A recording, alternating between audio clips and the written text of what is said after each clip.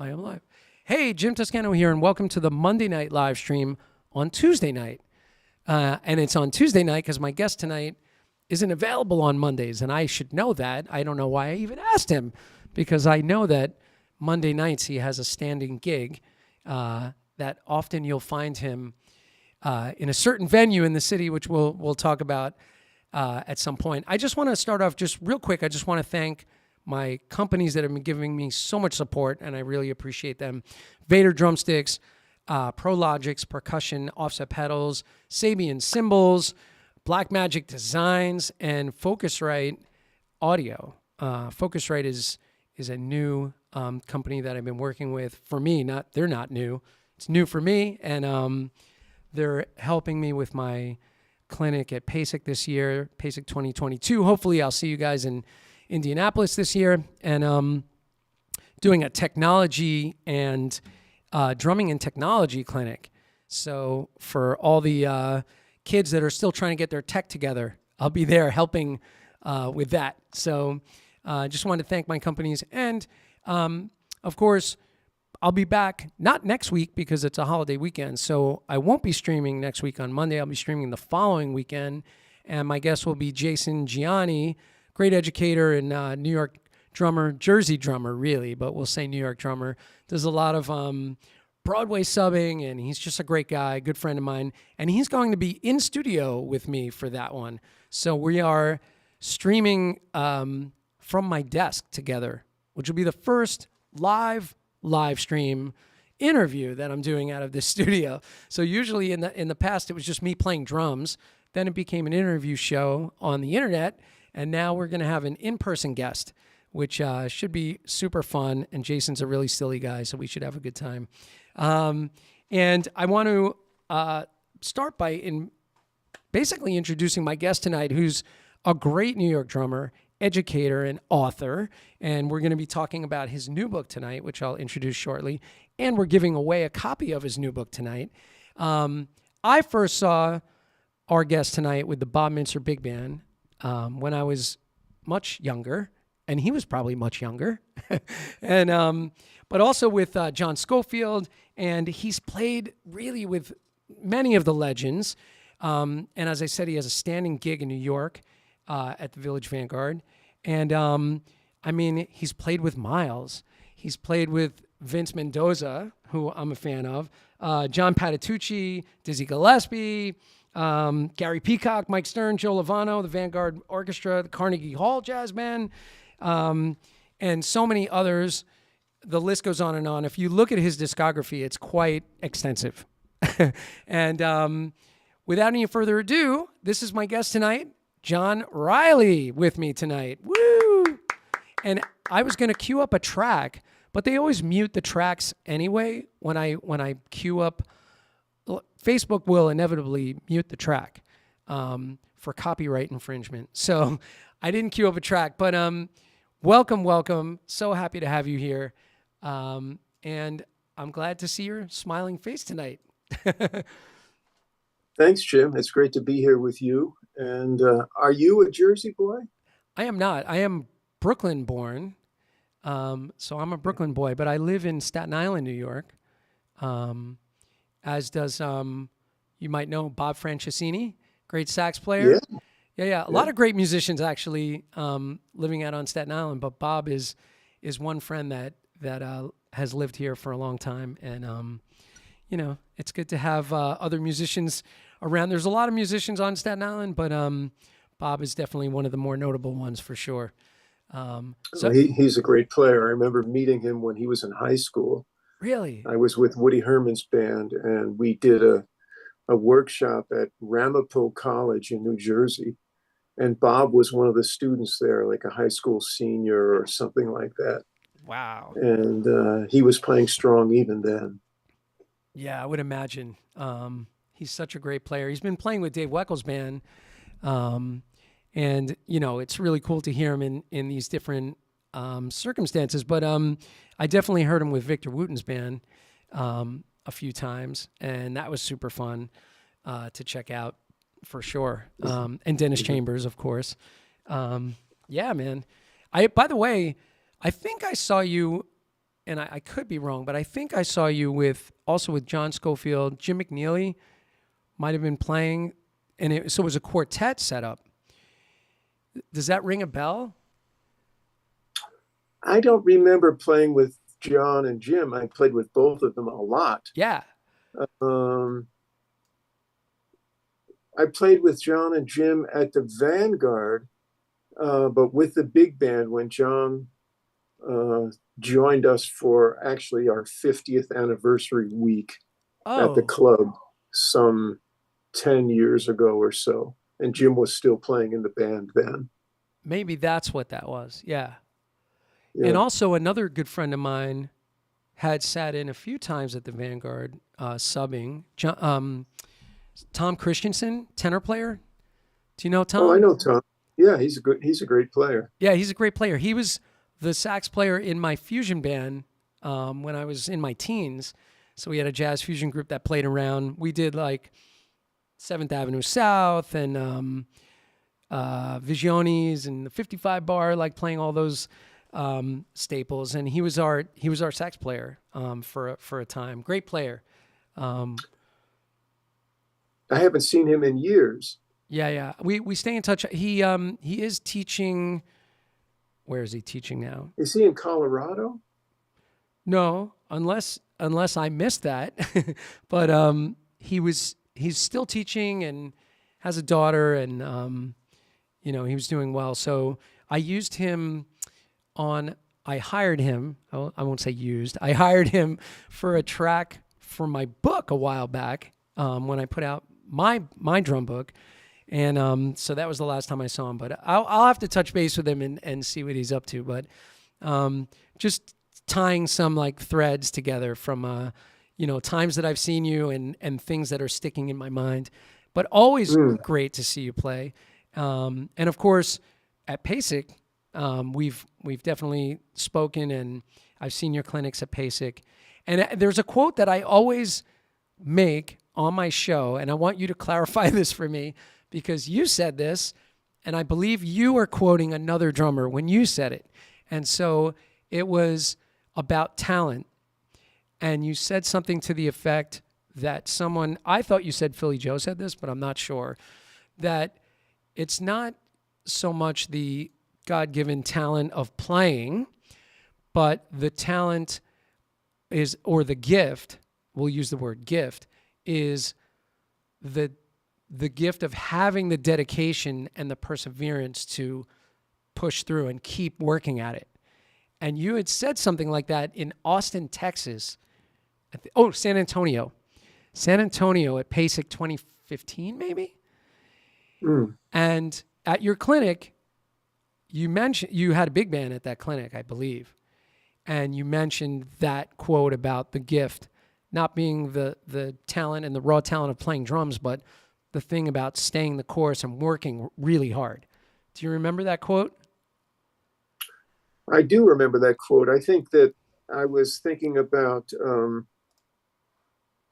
sort of discovering what your passion is.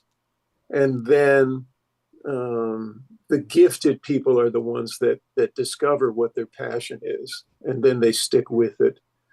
And I don't think I got that from Philly Joe. I think I kind of made that up. In fact, this new book that came out, there's a little section called The Gift, which is a little expansion on that thought. But people, yeah, I mentioned it in, thank you. I mentioned it in the DVD that I did some 12 years ago, and people had excerpt that 2 minutes on YouTube.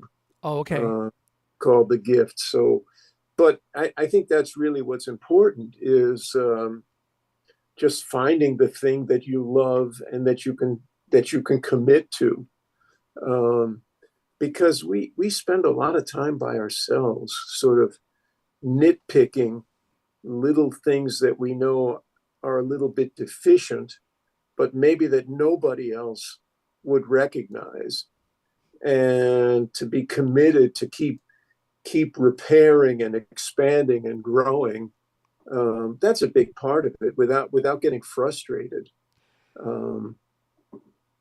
And so you have to find something you love in order to have that stick-to-itiveness.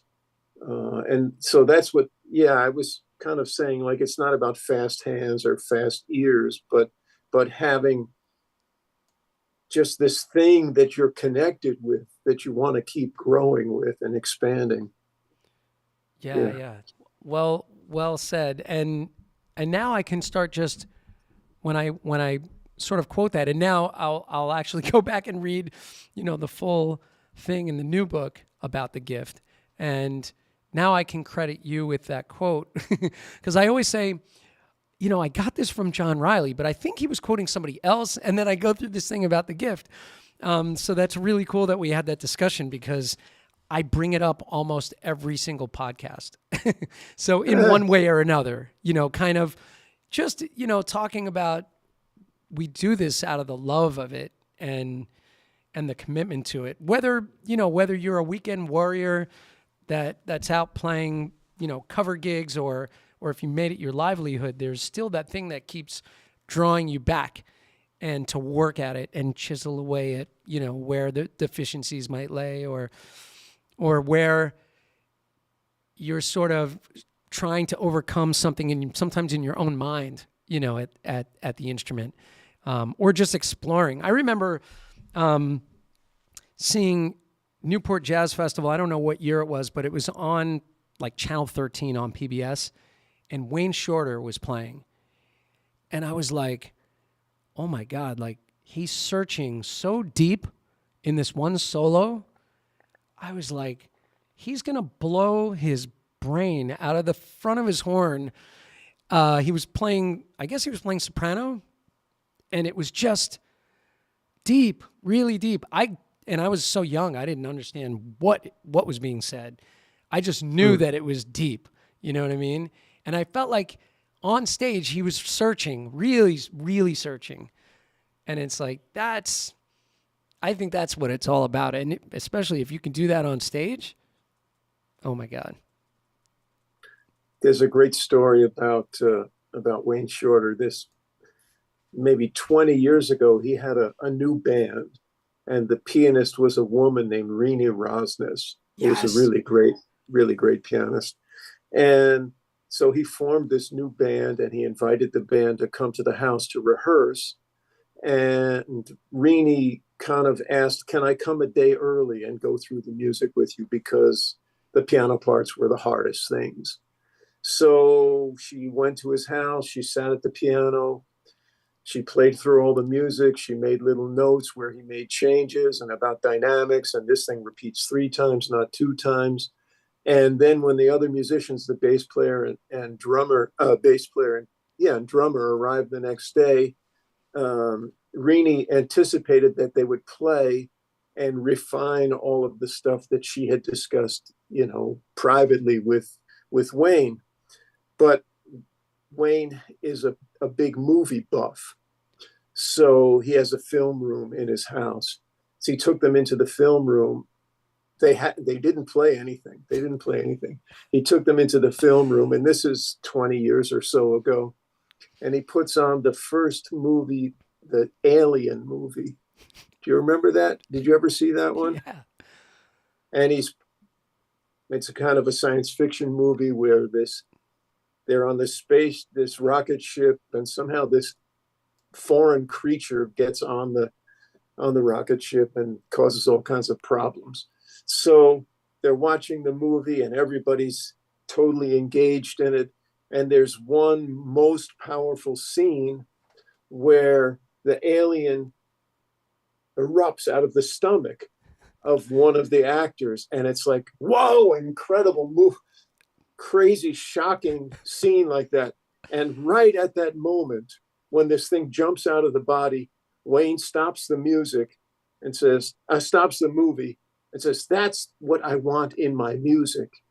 This sense of drama, this sense of surprise. Oh, that's great. And then they went and played the gig. They never rehearsed any of the music, but he put this sort of image of emotion and energy and surprise out there. And that band lasted for a few years and was really excellent. I Wow. think maybe Terry Lynn Carrington was in the band Oh, with Renee. oh my God. By the way, Rini, I saw her play the Chick Corea tribute memorial at Jazz at Lincoln Center recently. Um, so the band was incredible. There were a lot of people on stage. Herbie Hancock came out and played. Were you there that night, by the way? No, no, I missed it. It was really an incredible night, and I was not really familiar with her, but I thought I had heard the name, but I got to see her play her interpretation of some of the tunes, and it was absolutely breathtaking. She was really brought something special, I thought. I really liked her approach. And it was different than everyone else, hopefully. Should be, right? But it was really, really intense. I enjoyed her playing a lot. So now I'll have to go back and look for some clips of her playing with Wayne, for sure. Yeah, that was a little bit of the fusion-y period Okay. prior to the band that he has now with Brian Blade and Right. Danilo Perez and Patitucci. Yeah. But it was a great period also. I mean, Wayne's an amazing composer, and I mean, his tunes are really specific, but he's such a free spirit. Yeah. So it's a beautiful combination. Nice. Yeah. I mean, in my youth, I definitely recognized something about that, but I just didn't know really how to wrap my head around it. It's like the first time I heard Interstellar Space. And my sax player is like, man, this is pre-Tom Christensen. Dave, what was his name? Great alto player, actually. Man, I'm forgetting his last name right now, but he's like, man, you got to get Interstellar Space. If you want to check out Coltrane stuff, get that and dig into that. And he's like, just put on some headphones and lay on the floor. And I was like, okay. And so I did that, and I was not ready for that, really, at that time. Later on, I was able to wrap my head around it more. But when I first heard it, I was like, man, I went from hearing like A Love Supreme to Interstellar Space and just being like, wow, this is really out. What's your take on that, by the way? Well, I have a couple thoughts. I mean, that's duo, drums and saxophone, and Rashid Ali is playing very coloristically, not groove oriented. Right. So like sleigh bells and stuff too. Oh yeah, Like these he's little got all bells. kinds of stuff going on. Yeah. But never really plays a beat. Yeah. Like like a comforting kind of beat. They're spinning out in space. Yeah. And so it's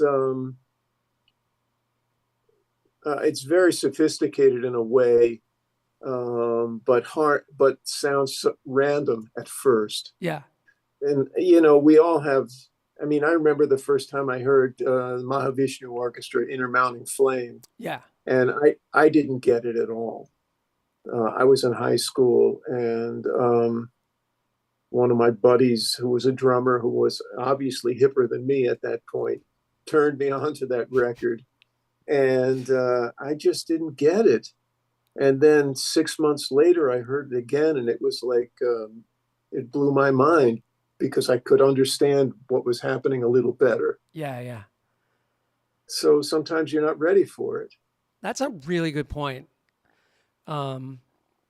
People shouldn't be so quick to dismiss things that they're hearing. I mean, maybe there's, I'm sure there's stuff that's worth dismissing, but, when you hear something for the first time, letting it sort of permeate and enter your mind a little bit, and then you can step away and come back to it. Then there's other records where I feel like I can't put it down, and I'll listen to it over and over and over and over and over. So I'm also quite a Zappa fan. So when I was younger, first hearing that stuff, especially sort of the orchestral stuff, I wasn't really quite ready for some of that. But then there's all the groove-oriented stuff, which, like you said, that gives you sort of a comfort.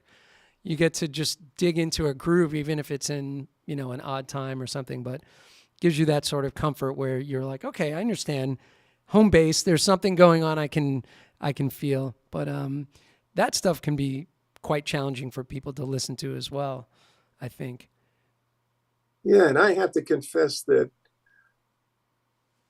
the first time I heard Max Roach or Art Blakey, the drums didn't sound as clear to me as on the records made in the 60s and 70s. Right. And so I wasn't as drawn to it. I wasn't hip enough to understand their dialect. But the record didn't sound as vibrant, as vivid sonically to me. So I would much rather listen to Mitch Mitchell or Bonham Right. in that period. But then I got to check it out a little later when maybe my brain was moving, I wouldn't say faster, but somehow in another way. And I grew to appreciate that, even though the fidelity was no comparison to newer things. So sometimes it's the music that hits you the wrong way. Sometimes it's just the sound Right. that isn't appealing at that point in your development. Yeah. It's funny. My first jazz album was Dave Brubeck Take 5. And so, but my favorite track, and kind of still to this day, well, there's two. One is Blue Rondo a la Turk, which as a kid, I was just like, wow, like this, it's so sort of festive, and the time thing was kind of interesting to me. I wasn't really quite sure how to break it down. I wasn't really hearing all of the little subdivisions, but it kept sticking in my mind. So much so to that I've written rudimental combinations based on that melody for my students. But that record really grabbed me. And the other one that kind of grabbed me is Kathy's Waltz, which the interesting thing with Kathy's Waltz is it doesn't start out as a waltz. It becomes a waltz after a time, right? So, and of course there's Take 5, but it's funny, I was more drawn to Blue Rondo a la Turk. But sonically, I feel like that record was, maybe my dad's stereo was just really good, but I felt like that record was really clear, well recorded, really clear. The drums were loud enough that I could understand in the mix what was happening, as compared to like early big band stuff where even Benny Goodman, where the drums are really hard to decipher sonically, as you're saying, right? So did you find that too with like the early recordings, just it was hard to hear it? And so, I don't know, I kind of didn't really listen that hard. I just went to the stuff that I could hear better, Yeah, me too, exactly. Now, with YouTube, you can see these people play, Yeah. and you can slow it down. Yep. And that's, a real advantage that we didn't have. Yeah. So it's, things evolve. I'm not sure it's better now. It's just there's much more information available Yeah, I think it might to have sift through. yeah, for sure. I think, it was harder. So it made us really kind of train our ear, right? So, I mean, I would slow down Buddy Rich records, a different kind of drummer. I put that on 16 on the turntable, and it's going, and I'm trying to listen to what Buddy was playing, and, slowing things down that way was awful, but it was one way to do it. I mean, now, put it into an app and loop it and slow it down, and it's the same pitch. And so, those are great tools for students now. I'm jealous. I mean, from my childhood, I use all those tools with my students, but definitely, yeah, it was harder, for sure. Without sounding like the old guy, like, oh, you don't know what it was like when we were kids. We had to go buy records and slow them down. But yeah, it definitely felt that way anyway.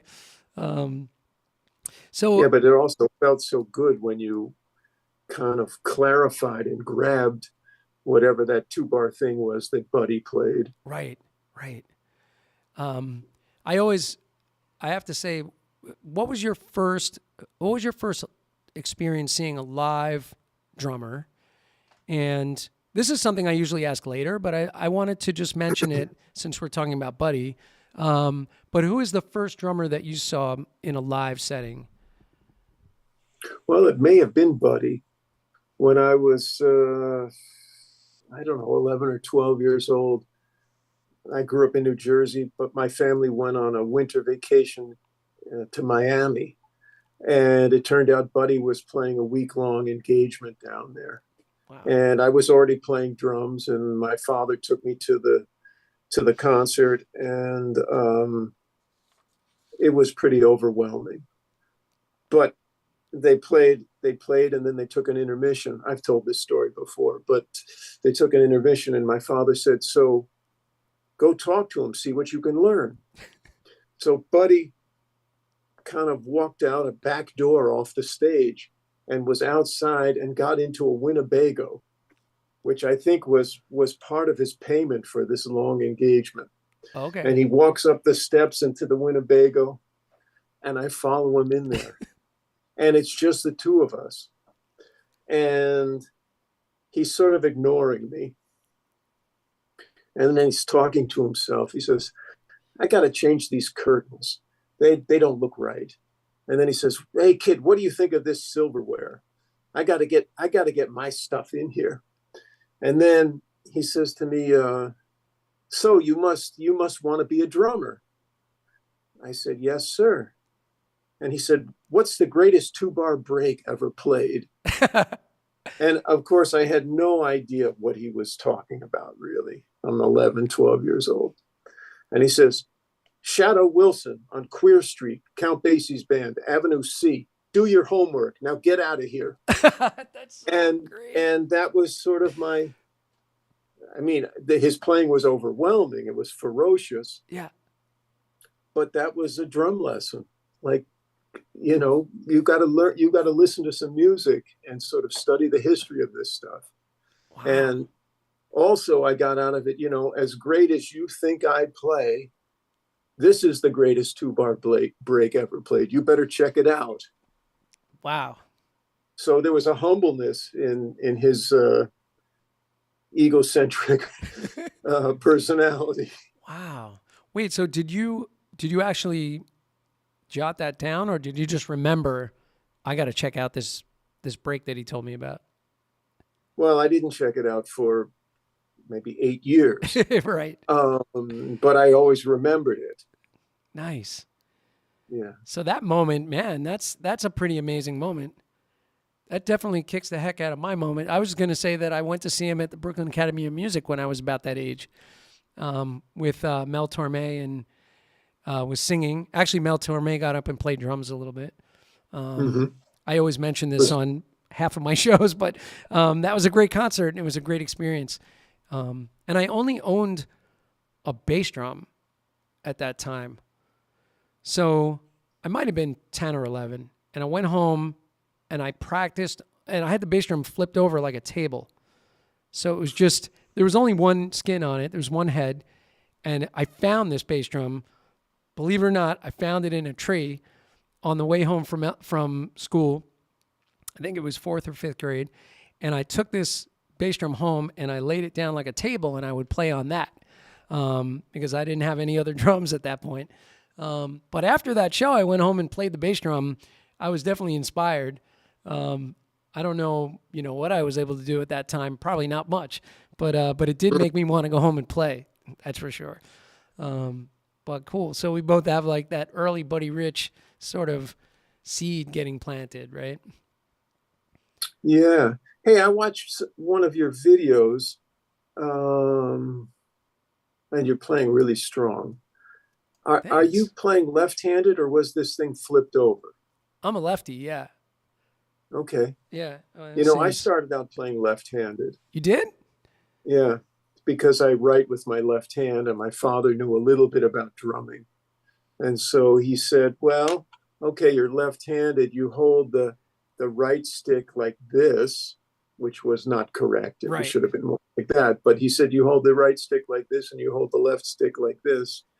And that's the way I played when I just had a snare drum. Oh, And then I would play with the stereo in the living room, play my snare drum and play along.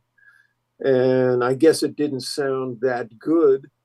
And my parents decided, well, man, if he's going to do that for an hour a day, we should get some lessons so it sounds a little better.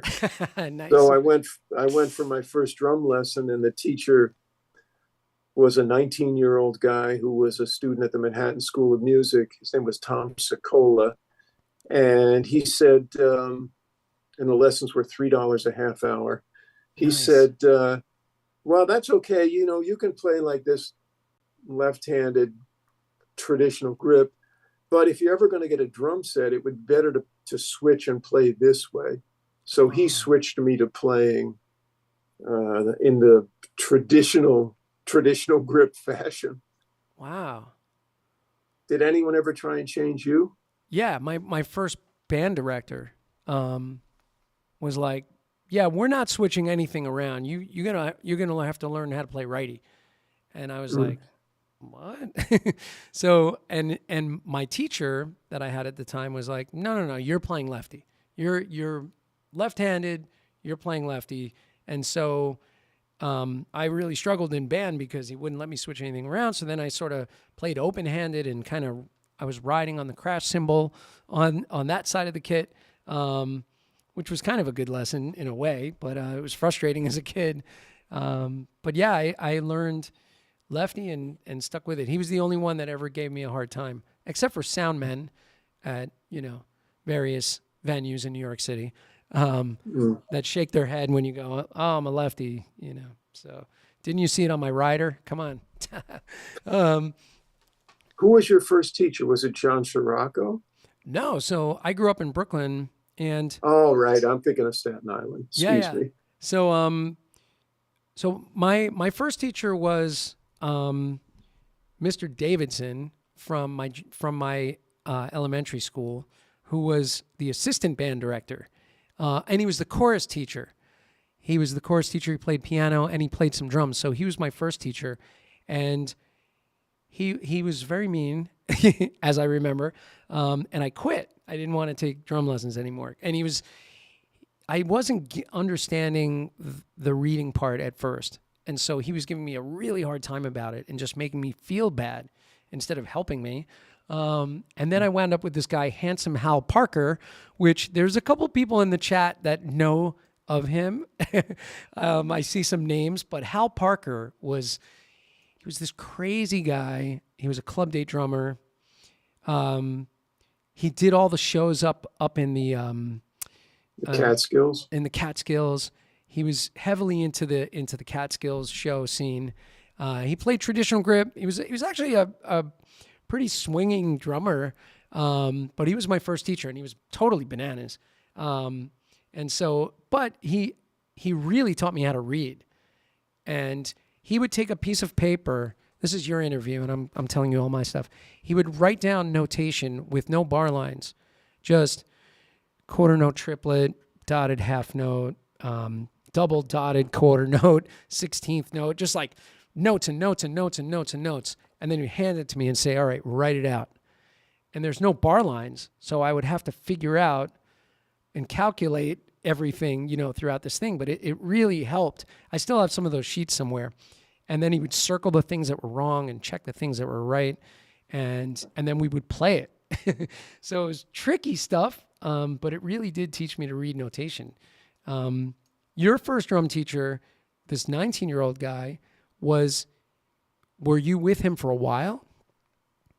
Yeah, I was with him for maybe 5 years. Yeah. And every week. And then he said, I think you should look for another teacher. I've taken you as far as I can take you. Nice. And this is kind of a crazy story, but I took a couple lessons from a few different people. And one of the guys I took a lesson from was really stern. And we only played on a Remo practice pad. and worked on the rudiments. And he gave me a couple of assignments. He said, when you go home, take a glass of water, fill it up to the very top, and play your rudiments on the water without spilling it out. And he said, get your mother to hold out a piece of newspaper really taut and play your rudiments on there without breaking through the newspaper. Oh, wow. And this guy, I wasn't prepared for him. But I mentioned something earlier that relates to this. That was Billy Cobham. When I saw the Intermounting Flame album and saw his picture with the little black glasses, the round rim glasses, that was the guy that I said, I can't study with him. Wow. Yeah, he was teaching at a drum studio that was owned by this record company, GRP. Oh, okay. Was Dave Grusin, and Larry Rosen was a drummer who had a drum school in North Jersey, and Billy taught there for a while. Wow. Yeah, that was a pretty crazy story. Have you mentioned that to Billy? Have you ever brought that up to him? Did you? Yeah. Yeah. Wow. That's really cool. I mean, I didn't tell him he scared me, but I said I took a couple lessons from you in 1970 or something like that. Wow. Oh, that's pretty amazing. That's great. That's a great story. That sounds really, like you see this guy playing like this thunderous stuff, and then he's like, all right, play your rudiments on a piece of newspaper that's being held by your mother. That sounds, like the opposite of what you would have expected, obviously, right? Well, I think his father or his family was in the military, so he kind of grew up around military drummers all the time, and that may have been something that he learned from them.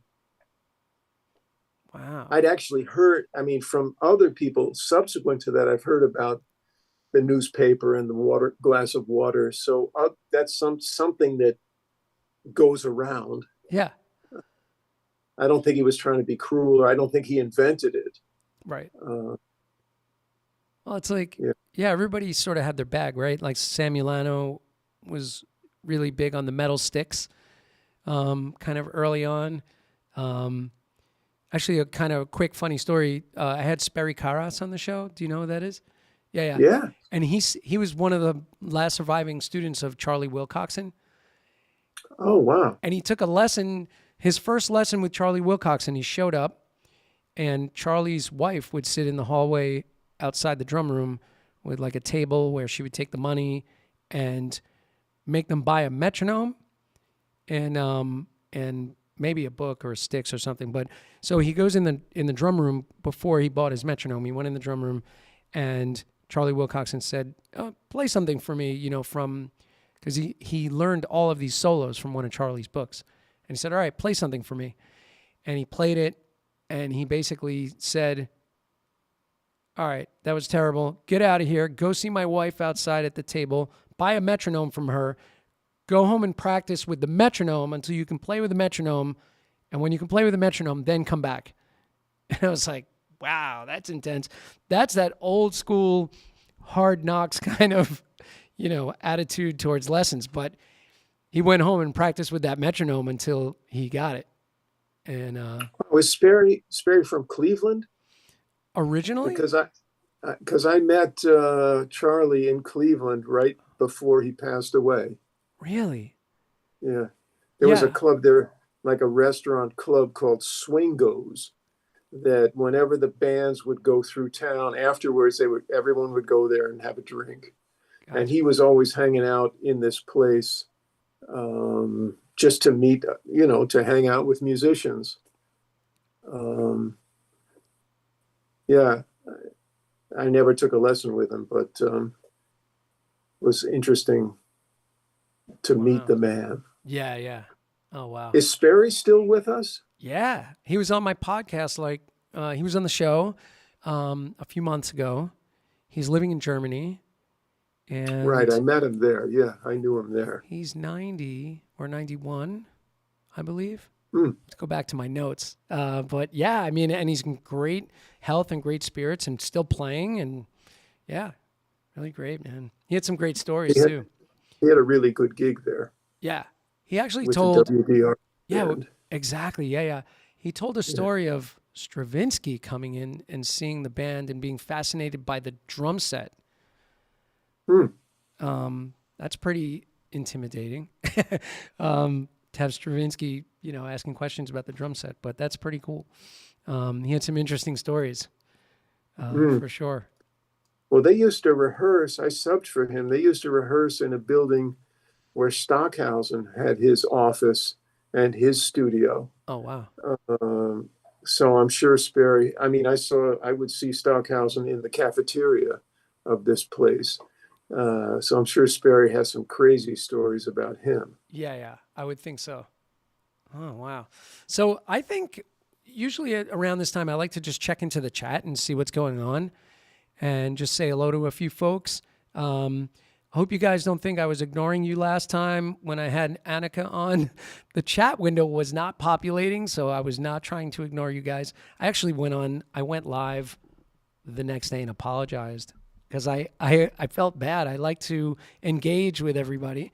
And so let me bring up the chat window so everybody can kind of see that. I'm going to go from the top. And by the way, we are celebrating and we'll be chatting about John's new book, The Master Drummer Expanded Edition, which I have my own personal copy here, but we're also giving away a copy tonight. So we're going to pick one lucky person to win a copy of the book. And that is going to happen towards the end of the show. And I also want to mention another great book, The Jazz Drummers Workshop, which is a staple on my bookshelf here. And so this is another great one. And they're also available on Hudson in digital format, which is great. So make sure that your Hudson digital bookshelf is filling up. All the books are there. And so I'm a fan of having both. I like buying the paper editions and buying the digital. So the digital ones, I'll actually share my screen with my students and bring them up online so that they can see what we're going through. And I make sure that they buy a paper copy and then they get the digital edition because I'm such a book nerd. But at the same time, I think it's valuable to have both. That way, if you just have your iPad and you happen to be on vacation or on the road, you can bring up all your drum books without packing them all into a suitcase. So, okay, let's go from the top. Anthony Cucina, the first one in. Greetings, Jim and John from the Jersey Shore. My question for John is, how do you keep it fresh every Monday evening at the Vanguard? Ooh. That's a good question. That is. Well, it's actually not that hard because there's about 300 arrangements in the book. And each one is kind of particular. And there's a lot of great soloists in the band that each one brings a different flavor to the music, and sort of requires a different kind of accompaniment. And so, most of the players, most of the time, are reading notes. Right. But the soloist has liberty. And as the drummer, I feel like I have the most liberty to kind of bring life and new sort of angles to things. I mean, of course,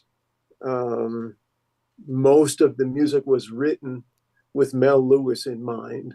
Right. So I'm not going to disrespect that. I really love the way he played the music. But I think I've been there long enough and the band trusts me enough to allow it to go some other places. So it feels really fresh to me every week. I never know what we're going to play. There's 300 arrangements, and usually Dick Oates, the lead alto player, calls the set. And he's thinking about having variety in the 80 minutes that we play each set. And he's thinking about distributing solos so everybody gets a chance to solo. And it's it's still fun. I can't believe it. I mean, I've been doing it longer than Mel Lewis. Been Right. doing it over 30 years. And I look forward to it every Monday night. And for anybody that's never gone, you must go. And it's really is an intimate setting. And like when I've brought my students, we can sit at those tables sort of along the right wall, where they're kind of facing out, sort of perpendicular to everybody else in the room. And if you sit along that wall, you get a great view of John playing, unless you're behind that pole. So make sure you're not sitting with the pole in front of your face. But my student, John Schneider, I introduced him to you. This is, a couple years pre-pandemic, we'll say a couple years before. And then I brought John back to see Bill Stewart's band play, and you and I bumped into each other at the pizzeria next door. What's the name of that pizzeria again?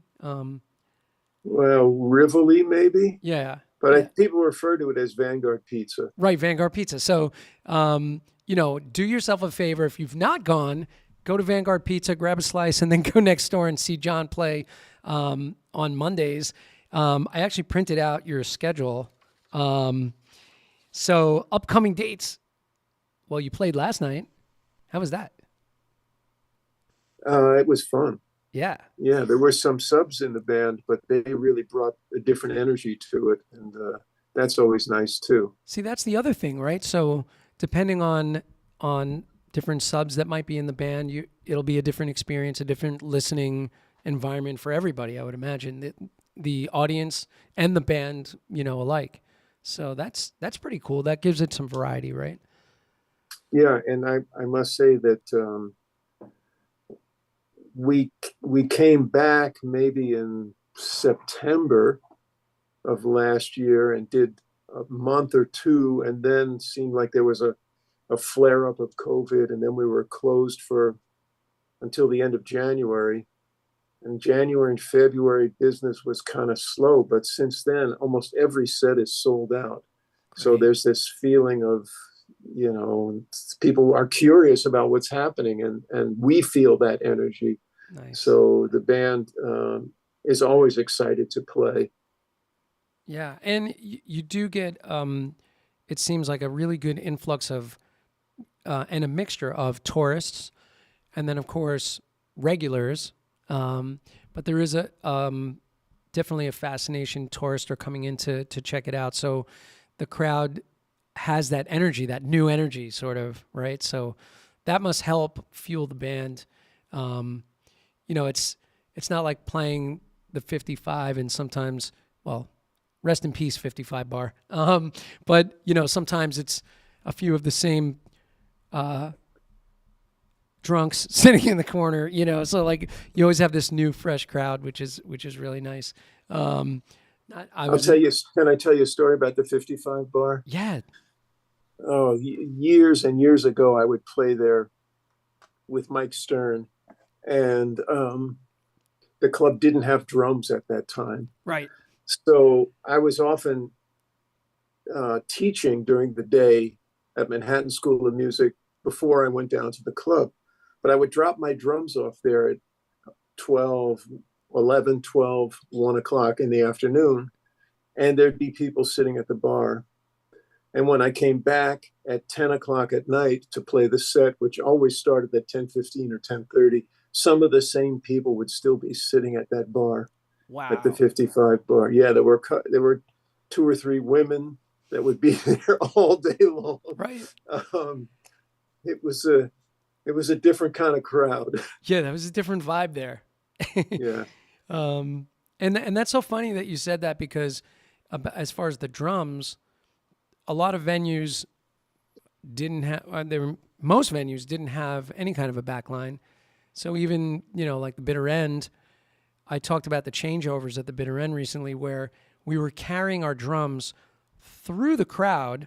If you couldn't get there early in the day to drop your stuff, you'd carry it through the crowd onto the stage from the back room, or through the club to the back room to wait for your set. And it was just this craziness of equipment being carried through those narrow tables. And then when it was time to play, you had to do it again, pick it up, carry it through the crowd, throw it up on stage. Meanwhile, back then I was dragging around like a 24-inch bass drum. It was bananas. And eventually they got smart and got a drum set in there, but it really was like most of the life that I knew of the bitter end, there was never a back line and the 55 bar. It wasn't until much later that came into play. And it seemed like it was some of the upstart drum companies that wanted to get some visibility, that gave drums to Smalls, gave drums to these various places. And then the Blue Note had a couple of Yamaha kits, but the Vanguard still, my drums are there and they come out of the closet on Monday, but everybody else brings their own drums. And that's the only place in New York where you will hear Al Foster playing his drums, and you'll hear Billy Hart playing his drums, and you'll hear Mark Giuliano playing his drums, and you'll hear Bill Stewart playing his drums, right, and Kenny Washington playing his drums. So you really get the sound, the real deal. Yeah, the real sound. Wow. Yeah, but that's the only place in New York like that now. Right. Oh, wow. That's a great point. Yeah. Remember the Village the Village Gate? Village Gate? Yeah. Yeah. I remember playing, was it downstairs? Yeah, downstairs. Yeah, downstairs. And top of the gate was like a little piano bar. Right, yeah. I remember playing downstairs with my fusion band. And that was a fun venue. I mean, it was, basically diagonally across from the bitter end, and the blues and rock clubs were on one side, and that place was on the other side. And then eventually, it was sad when that shut down. I don't know. You feel this kind of like sort of attachment to venues if you played them enough, like the 55 bar. It was sad to see that go, and the Village Gate. But man, the Vanguard is still going strong, thank God. And since the 30s, yeah. Yeah. It's a New York staple. The 7th Avenue South is long gone, I think, right? I mean, yeah, and Bottom Line. Bottom Line, yeah. Yeah. Bottom Line was one of the first places that I really got to see some of the fusion guys play as a kid. And I remember also seeing even like the guy that was producing my group was playing with Darlene Love, and it was sort of like Paul Schaefer and Will Lee playing sometimes, and that whole scene, that was like pretty vibrant back then. I guess this is like late 80s or mid 80s, sort of early 90s even. It was still around, right? I forget what year the Bottom Line closed, but I always liked that venue. It was a big sort of rock club. Yeah. And it was nice, but occasionally Buddy would play there, or I played opposite Elvin Jones there. Wow. So they would book some jazz groups there. There was another place I played when I first moved to New York, was a comedy club on the East Side called Catch a Rising Star. Yeah. And this is like 1976, 1977. And Saturday Night Live was just beginning. And those guys, Belushi and Dan Aykroyd and Bill Murray and Gilda, they would come to this club and work out their stuff. And the band was a piano player and drums. And we would sort of play them on and play them off. But there was one woman bass player, singer, who we didn't think was going to go anywhere. But it was Pat Benatar. She was working out her early stuff in that comedy club. Wow. Another guy I worked with there was an actor named Richard Belzer, who is sort of on NYPD Blue or one of those detective shows. Yeah. There was a comedian named George Wallace, who looked the opposite of the way you would think George Wallace looked.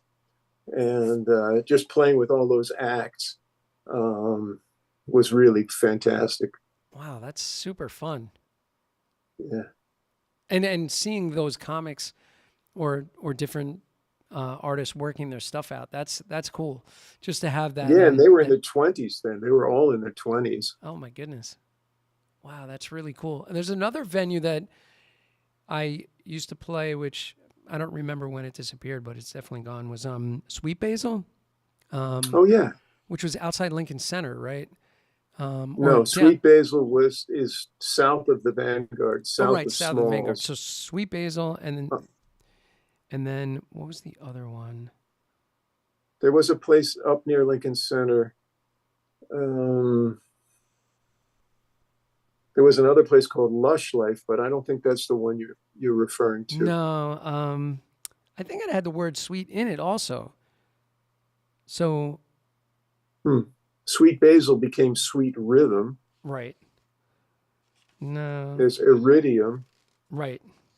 No, I can't remember now. Man, it was like down and around the block from Lincoln Center, but we had like this sort of Monday night kind of gig there, playing behind singers. So it was just sort of a rhythm section, and singers would come up, and all various singers would come up and play. I'll try to remember the name of the place. I'm still in contact with the MD of that gig, and maybe he remembers.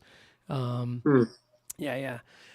So just a few more from the comments real quick. So Mac Imbien saying hello. Joey Pinto saying hello. Larry Rizzo saying hello. Hey, Larry. Larry won the Haynesism book giveaway, which was recent. So Larry won that book. And also I think he bought a second copy to give to a student, which was really sweet. And that was Tim Carmen's Haynesism. Have you heard about that? I've heard about it. I haven't seen it yet. Yeah, pretty cool. I think it's going to become a series of isms where he's going sort of studying one drummer, something about one drummer at a time, and kind of exploring that thing, that ism. Cool. Joe Elliott, who would remember Handsome Hal Parker, I'm sure. Good friend of mine from our school days. We both were together when we found out that John Bonham passed away, which was a crazy thing to hear at that time, at that young age. Joe, when was that? Well, do you remember the date or no? I don't remember the date, but Peter Retzlaff in the chat. Hey, Pete, how you doing, man? Hey, Peter. Our good buddy Peter hanging with us. Peter's another great New York drummer, educator, author of Baby Steps to Giant Steps. Great book with some fun play-alongs and charts in there I use with my students. Let's see, Pat Jean. Hey, Jim and John. Anybody has any questions, definitely hit us up. John, what was your experience like playing with Miles? That's coming from Anthony Cucina. Well, that was very, very special, unique, sort of long weekend. Quincy Jones was the musical director of the Montreux Jazz Festival in Switzerland. And he'd been bugging Miles for 20 or 30 years to do a kind of retrospective, to play some of the music like from Birth of the Cool and Sketches of Spain and that stuff. And Miles always refused to do that. So this year, I think it was 1990 maybe, or 91, Miles finally agreed to do this thing. So the event is taking place in Switzerland, and they need a big band. So the guy who runs the festival, his name is Claude Knobs. He calls a Swiss piano player named George Gruntz, who was somebody I worked with, to put a band together to play this concert with Miles. Now, it turns out that those arrangements that they wanted to play were owned by Gil Evans' widow. Gil Evans wrote the arrangements. And Gil Evans had passed a couple of years before this time, but he had had a big band in New York. And Kenwood Denard was the drummer and a bunch of great players in the band. So she kind of held George Gruntz and Claude Knobs hostage, saying, I'm not giving you the music unless you use the Gil Evans band.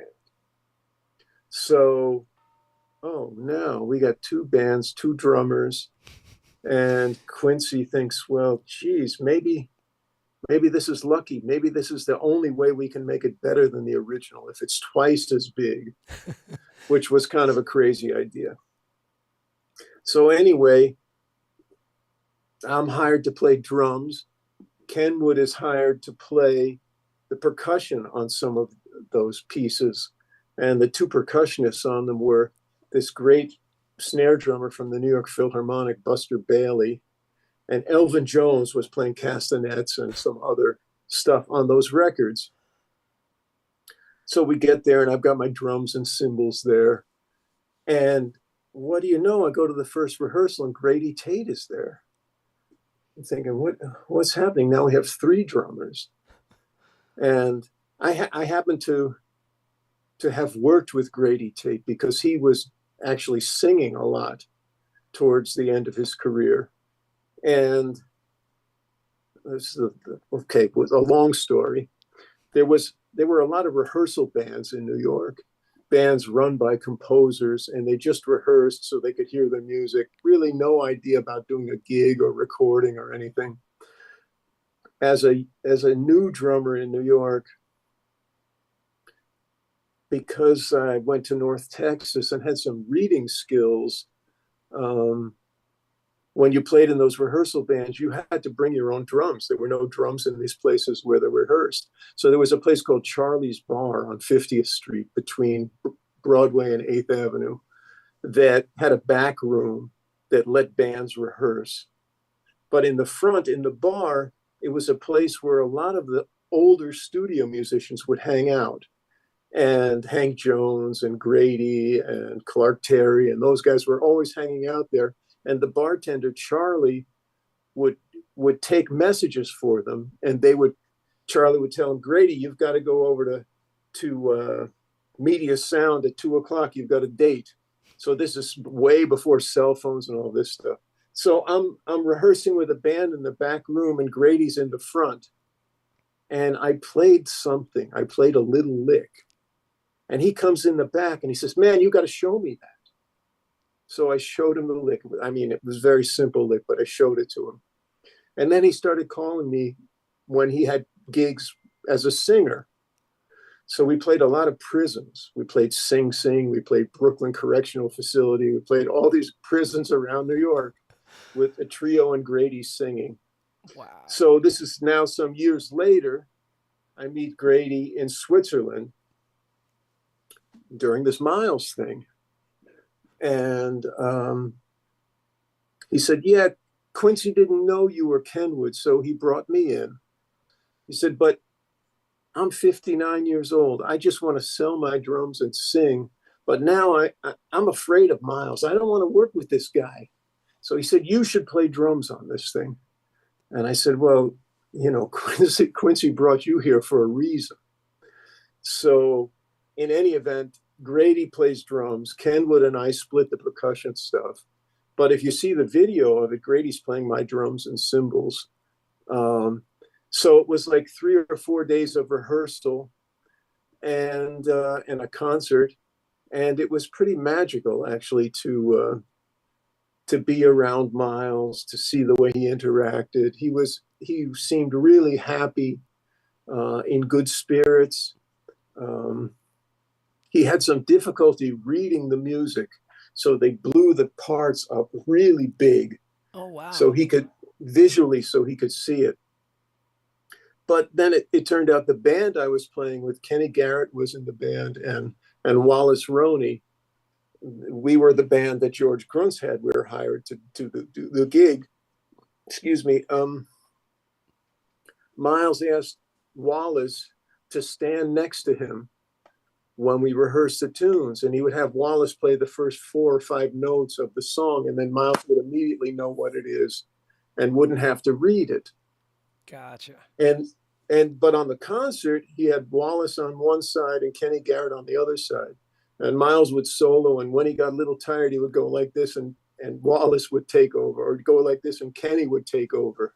Wow. And so that was my experience with Miles. I was a very minor player, but it was fantastic to be just to be around him and to play that music, to be inside that ensemble, to work with Quincy, to see Grady sweat. Yeah. Oh my goodness. Yeah, it was really cool. And it's a little piece of history. I mean, as you said, this is something he didn't want to do, right? But he knew something that we didn't know, which was that he passed away about 3 months later. Oh, wow. So maybe that was his swan song. Yeah, yeah. Oh my goodness. Wow, that's amazing. What a great Yeah. story. And you were there. I mean, it's so incredible. Is that on YouTube, the clips of this where Oh, yeah. I Oh, think the whole concert, actually, it was a DVD, or it was a VHS, and then it was a DVD, and now I think the whole thing is on YouTube, and you can see Grady is playing my gray GMS drums at wow. that time. GMS, you said? Yeah, Oh, wow. that's what I had at that time. GMS as in like Long Island GMS? Yeah, great drums. Yeah, they make great drums. Yeah. Wow. Oh my goodness. So Peter, Pat, Jean, Anthony, we had Miles. Larry said that he just happened to say he was with his son last night at the Village Vanguard and had the opportunity to watch and listen and do their thing and talk to you, of course, afterwards. So Larry saw you last night. That's great. Yeah, it was good to see him again. Yeah. Very good. And Jeremy Steinkohler saying hello. My young student Lucia saying, hey, Jim and John, how are you guys doing tonight? She'll probably have a question later. Murray Piper is with us. Do you know Murray?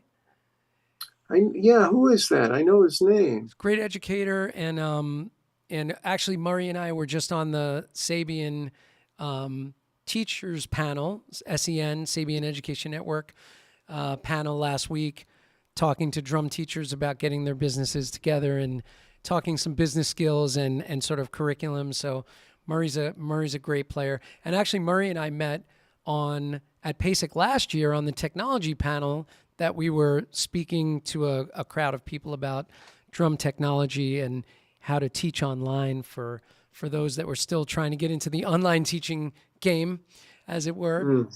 So I'm glad you're here, Murray. Larry has a question. He said, John, do you tune your drums differently when you play in a big band versus a trio or quartet? Or do you tune more to the acoustics of the room? Or maybe both? Who knows? Well, as I said earlier, that situation at the Vanguard is a little different than many because I'm following this amazing drummer named Mel Lewis. And if you listen to recordings of Mel Lewis from the 50s, he's got really kind of like a bebop tuning. His drums are pretty high. Yeah. But through the years, the pitch got lower and lower and lower. And I can tell you a story about that in a minute. So actually, my drums are kind of low in the big band. In a small group, the pitches would be up a little bit. In the big band, I use a 20-inch bass drum. Most of the time in small groups, I'm using an 18. Right. That bass drum at the Vanguard has two Remo Fiberskin 3 FD3, whatever that is, with no muffling in it and basically almost tuned to the point of wrinkling. So it's almost subsonic. Yeah. And people often comment about how round, how big and warm that sound is. But part of it might come from something else.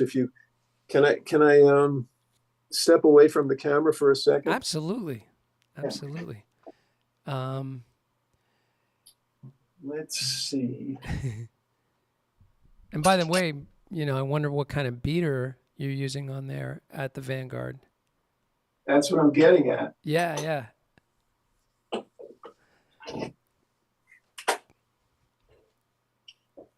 All right. So I have Mel's like stick bag and cymbal bag and all of that stuff. And trap case. And in the trap case were a couple of beaters that look like this. Oh, yeah. Which is bigger than the normal beater, Yeah. but also a little bit squishy. And the beater I have at the Vanguard, I think Duplex made it.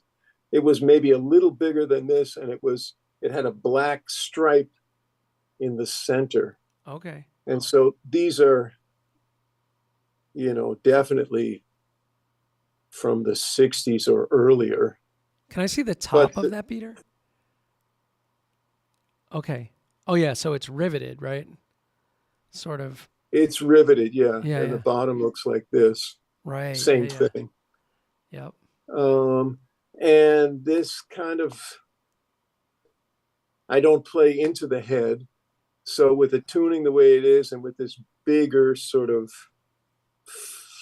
not hard, but not soft beater, it has a certain sound. Yeah. That really works well in that band, in that room. Got it. But I have a pedal here that, this is going to seem really weird. I have one of JoJo's pedals. Oh, yeah. That he gave me, that I use this beater on that pedal. So it's like,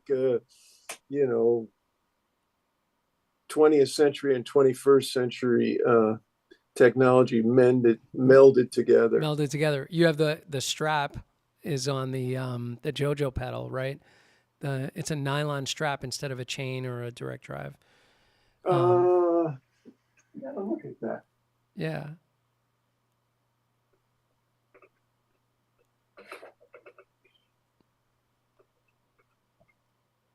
Yes, it's a nylon strap. Yeah. It's funny because I spent a little time with JoJo when his pedal was coming out and his DVD, and I brought him over to Vince Giordano's house in Brooklyn. Do you know Vince? Yeah. Yeah, I played in Vince's band, and so I brought him over there to see Vince's collection, and Vince has all these old snowshoe pedals and early bass drum pedals, and so JoJo was kind of doing some research on early stuff. And, he wanted to kind of mention in his DVD about sort of the early days of drumming that guys were playing on things that were pretty archaic, and he just wanted to see some of these things. And so we just had a day where we went and looked at bass drum pedals and got some burritos afterwards and hung out. But he had the prototype of that pedal with him, and it was folded up. It was in his cargo pants pocket, and he pulled it out and showed me this thing, and I was like, wow, that's different. So that's kind of cool that you're using it. Yeah, it's on the drums that I practice on at home. Yeah. I gave him a pedal that he has in that video also. It's the first Camco pedal with a round sprocket with a chain on it. Yeah. And those were made because Elvin Jones was breaking the leather strap on those Gretsch Camco pedals. So they said, well, we're going to make it and put a chain on it. But the sprocket had the teeth all the way around. Right. And if you use those pedals a lot, it would eat up the toe of your shoe. Yeah, it would cut away. I had two of those. It would cut the front rubber on your, if you're using a sneaker, it would cut a little bit into the rubber, or if you had a shoe, it was scuffing the shoe and cutting away. Yeah. Oh, that's so funny. Yeah, I still have that pedal. Do you? Man, yeah, I think Mel Lewis gave it to me, actually. Really? Those Camco pedals got stolen along with my trap case, all my cymbals, my snare drum, and my Camco pedal, because my trap case was in the back of I had a like a hatchback, and somebody broke the hatchback window, which was this tremendous window, and took the trap case. So I lost those pedals along with all my cymbals and my snare. Not a good day. Yeah. Wow, that's pretty amazing. And you ever use one of those really fuzzy beaters, like the really soft ones? I have one. I didn't like it. Yeah, it kind of, the weight is weird for the throw. Yeah, that's what bugged me the most. Yeah. finding a balance point with it. Just, I didn't find it. Yeah. Because if the beater is really, if the balance point, if the beater is well weighted in a way, then even like JoJo said in his DVD, you can play without any kind of a strap or anything. You know, if you're keeping the beater moving anyway, and if you play out of the drum and you're allowing it to come back, you don't even need a strap or anything on the bass drum pedal. So that's a little lesson. If you ever break your bass drum, if you're not playing constantly, it's kind of challenging. But if you keep it moving, you can, you know, it's a good thing to teach students, I think, when you're teaching them to play out of the bass drum and allowing it to rebound off of the head and take the chain off, or take the spring off rather. Yeah, it's pretty amazing. Learn that. Yeah, Joe Morello used to have his students do that too. Oh, wow. Yeah. Were you a student of Joe's? Mm-hmm. Yeah. Fantastic teacher. Yeah. Isn't it funny that and I hear his voice in my head saying this, but when you have a student playing, even on the internet, doing an online lesson, and if I can't see their hands that well, but I can hear the pitch of their sticks, and we're doing stick control, I can definitely tell if they're playing the sticking right. And Joe did that, right? Oh, yeah. He didn't have to, you know, obviously you couldn't see, so he didn't need to see your hands to know if you're playing things correctly. Yeah, he was amazing, actually. Yeah. Amazing teacher. Gave very, very small but very specific assignments. Right. And would always demonstrate things very slowly and then show you the upward potential of it. And it was always sort of mind-boggling how quickly he could play stuff, but having it sound so relaxed and so even and beautiful.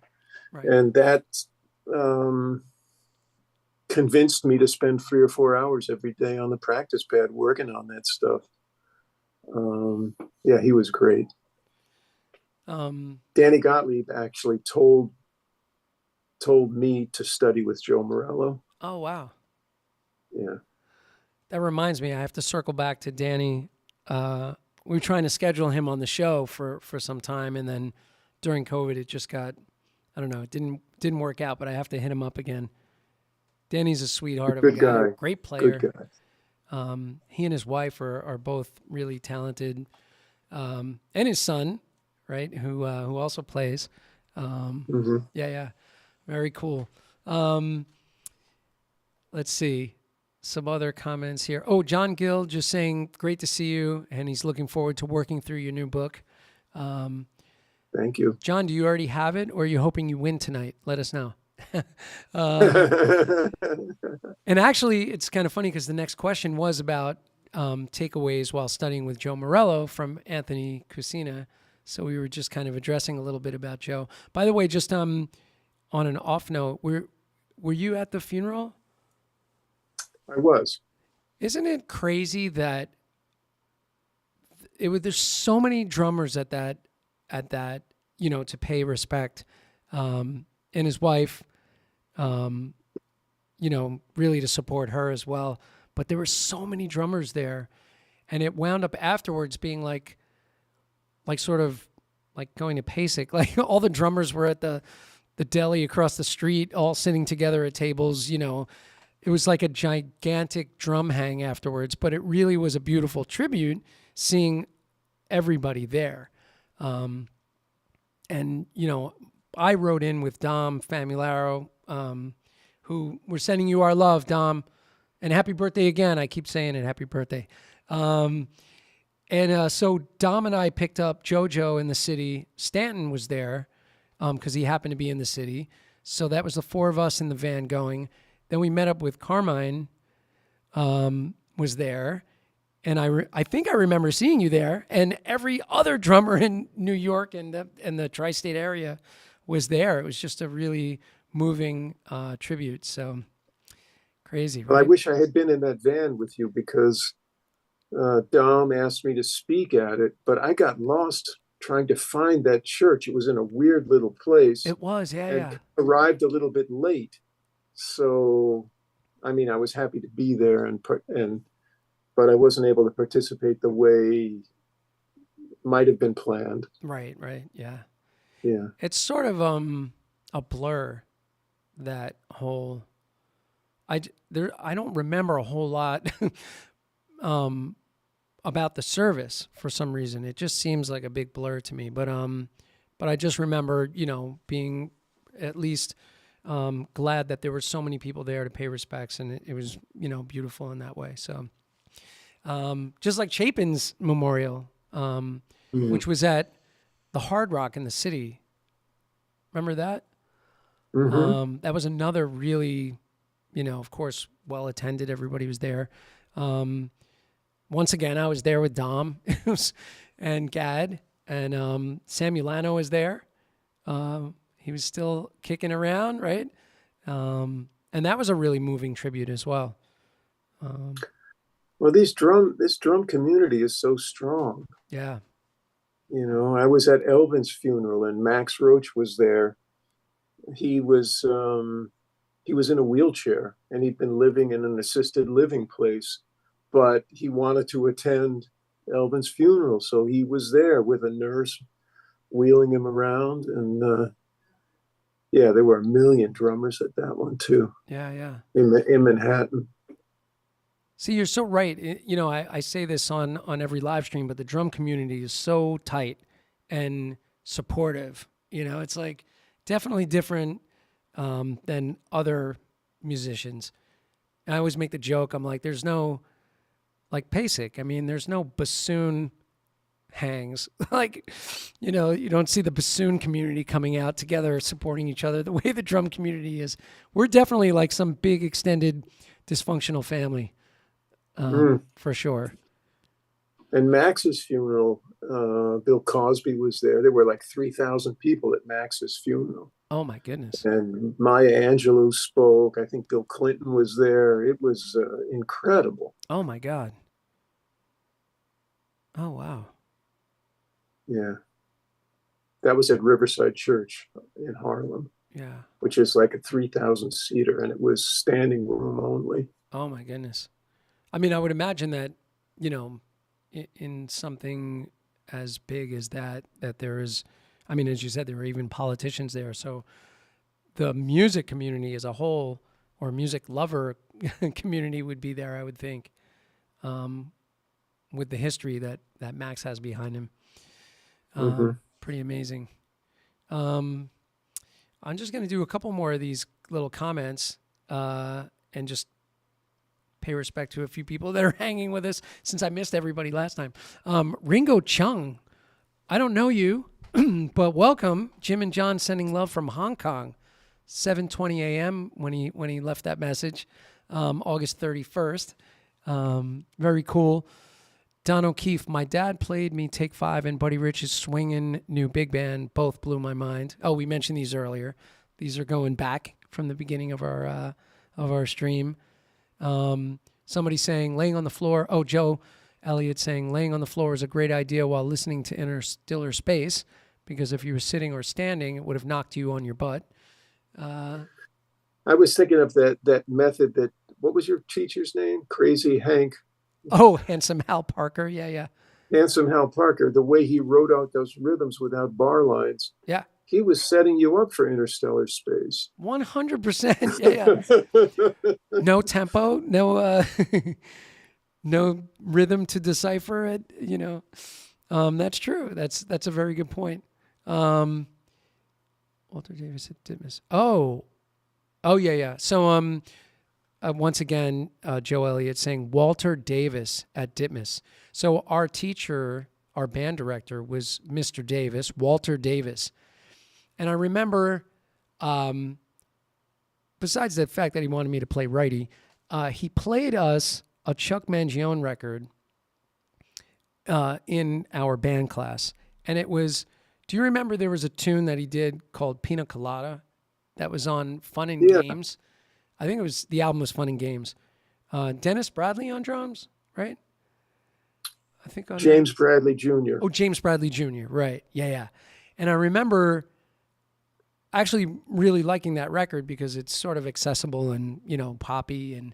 But the Pina Colada song was sort of, he was kind of riffing, scatting this vocal thing over just drums on the beginning of the tune. So the drums were sort of playing this 16th note hi-hat thing. And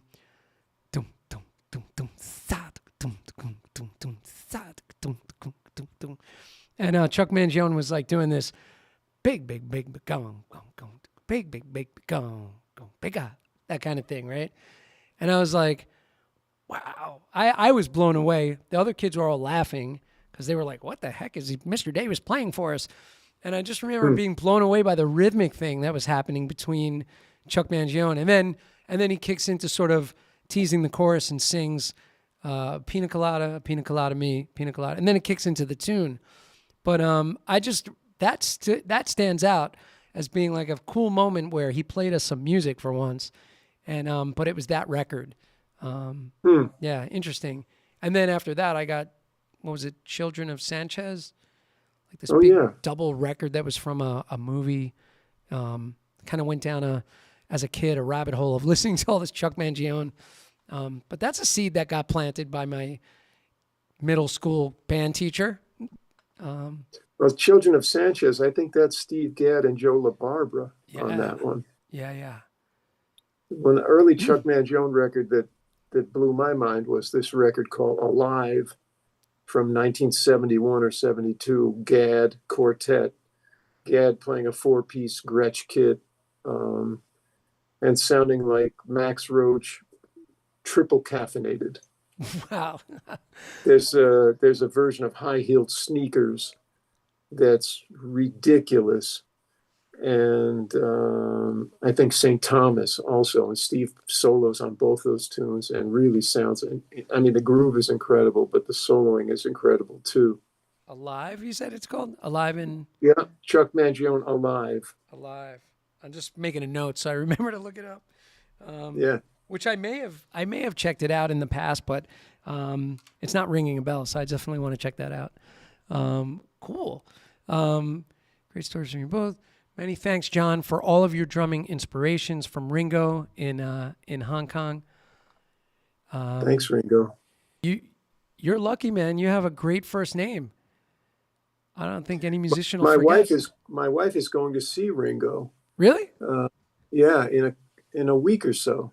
Oh, wow. And I wrote Greg about it. He's still doing the gigs, so yeah. Hopefully they can say hi. Yeah, Greg's a great player too. Mm-hmm. We did this little tribute for Dom for his birthday, and Greg played birthday. And he just sang it and played drums, no track, and he did like half a chorus, and then he kicked into the little drum break with the bass drum. So that was pretty special. Ray Levere hanging with us. Hey, Ray. Ray's a good man. I've known him 30 years. Yeah, he's a great man and a great player. And he was on the show. Has a really inspiring story. And Ray's playing around town with Willie Osnoy, a couple other guys in the band. Upcoming dates. You could plug your dates, Ray, if you want. I don't remember the exact details. So Steve Balgoyan hanging with us from Colorado. Good to see you, Steve. Anthony Casina said he saw Tony Williams at the Bottom Line. Nice. Yeah, man. Any Tony stories? Tony was a hard nut to crack. I saw him many times and tried to have a conversation with him, and it never really went anywhere. Yeah. When I first moved to New York, I lived in this hotel called the Hotel Breton Hall, which was on Broadway and 86th Street. And it had been kind of a derelict hotel, and they were trying to upgrade it, and they said it was for artists. So there were a bunch of musicians had moved in, and I lived kind of on this air shaft, and across the air shaft there was another drummer, a guy named Bart McLaughlin, who's I think he's kind of a big wig on Wall Street now. Okay. But Bart had taken some lessons from Tony, and we would talk about them. And I remember at that time in the Village Voice, every week, Tony would advertise drum lessons with Tony Williams, $20 an hour. Wow. Talking 1976, 1977. And so Bart took some lessons from Tony. And the way he described it to me, Tony had the drum set up in the living room facing a television. And the sofa was behind the drum set. And Tony would sit on the sofa behind you, but the television would be on, and you would be taking a drum lesson. And he said every lesson was the same lesson, which was this thing that Tony got from Max, which Max called the ultimate independence exercise, or he also called it the transparency exercise, which was playing all four limbs in unison and not flamming. Right. And then doing it faster and faster and faster. And then varying the dynamics of one limb and varying the dynamics of another limb. And he said, Bart said every week that was what the lesson was. And it was it didn't seem like something I was looking for at that time. But I went to hear him play many times, and often at the Vanguard, between sets, he would sit at the last bar stool against the wall and smoke a cigar. And went back a number of times and tried to tell him how much I enjoyed his playing. And the reaction was always like he'd take a big drag on his cigar and then just blow this smoke out like, and then not react at all to the fact that anybody was standing there trying to talk to him. So that was kind of strange. Yeah. There was he did do a great clinic for the Long Island Drum Center, where he was very animated, really talkative. There's from the same period, about 1982, there's one on YouTube from Boston that's really good. And this one was around that same period. Yeah, I think I've seen those. I happen to have a bootleg of it, but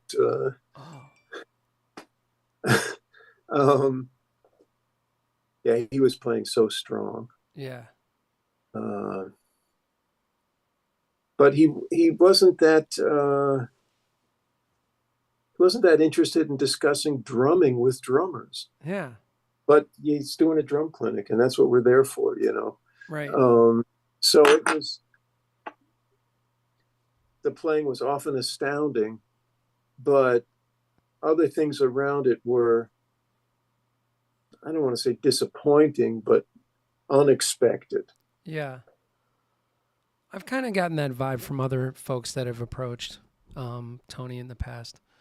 I mean, obviously from a playing standpoint, there's such great stuff there. And, I'm a fan of, it's funny, like the fusion stuff, which is great. I mean, it's super fun. I transcribed some of it in my book, but I really liked the later quintet stuff that he did, like Native Heart, Civilization, like Story of Neptune, like those records where it's like Tony Williams just quintet or, with small bands, but not fusion, more straight ahead. I love those records. And there's that, I always bring this up, but there's that 1989 Live in New York. I think it's 89. I mean, 89 or 90. Yeah, it's fantastic video. Brilliant. I mean, great playing, just really beautiful tunes. It's like a different side of Tony, right? In a way. But really, I love that stuff. I have that video, on VHS, but but it's on YouTube. The whole show is on YouTube. So anybody that hasn't seen that, definitely check it out. Live in New York, 1989, I believe. Really cool. Yeah, I did a video with Scofield with that same series in the same studio. Oh, wow. And there's a bunch of videos of Tony from that same period. There's one from a club called the Subway, which was in Cologne, Germany, where Sperry Karras worked for all those years. And you can actually see me sitting in the first or second row watching Tony. Pretty much the same band as that New York video. Wow. Yeah, he was special. On your show with Scofield, who was playing bass on that? Anthony Cox and Joe Lovano was playing saxophone. Yeah. Man, that's a great band. Oh my God. Yeah, that was a lot of fun. Yeah. I was in that band for almost 2 years. Yeah, it was great. You mentioned earlier, I meant to pivot on this and just kind of come back to it, you mentioned when you were younger that you took a few lessons with a few different people, and one was Billy Cobham. Were there any other, and was that sort of a one-off? I think I took 2 lessons from him. Yeah, so were there any other notable sort of other lessons that you took at that time? Well, then I went to this Ludwig Drum Symposium at the University of Miami. And Roy Haynes was there, and Gary Burton, and Alan Dawson, and Joe Morello, and Carmine Appice. And on the plane ride back to New Jersey, there's this kid sitting behind me with his drumsticks out, playing the fastest stuff you ever heard on the back of my seat. Thanks. And I turned around and I recognized that he had been at this Ludwig Drum Symposium like I was. And we started the conversation, and it was Danny. And Danny said, "Oh, you live in New Jersey? You should study with Joe Morello." So that's when I started studying with Joe. Wow. So that was the recommendation from Danny. That's cool. Yeah, it was after that Ludwig Drum Symposium. Wow. The interaction with all the different teachers was so, I wouldn't say brief, but it was so overwhelming. There was so much information that Joe's thing didn't really stand out to me at that time. But then when I started taking one-on-one lessons with him, it was the right thing to do. Nice. Actually, I remembered this before. I meant to mention it, but Joe is on that Brush DVD that Adam Nussbaum put out. And Charlie Persip is on there, and Joe Morello, and who else is on that? Maybe Ben Riley? Maybe, yeah. I studied with Charlie Persip a little bit at Jazzmobile. So I used to Great guy. I used to drag my drums on this little luggage cart. I had a little 18-inch Yamaha bass drum, and with one head on it, so I could fit the other drums inside of it. And I would roll that up to Jazzmobile up in Harlem and go take lessons. But I wound up eventually quitting because I had to take jazz theory, and I was only studying classical theory at the time in school and couldn't wrap my head around it. And I entered sort of late into the jazz theory course, and I was so lost. And it was like, to stay in Jazzmobile, you had to take the theory class. And I didn't look for somebody to help me. I should have tried to find somebody to help me through that. And so I wound up not going anymore. And then after the little bit with Charlie Persip, I'll show you this drum head.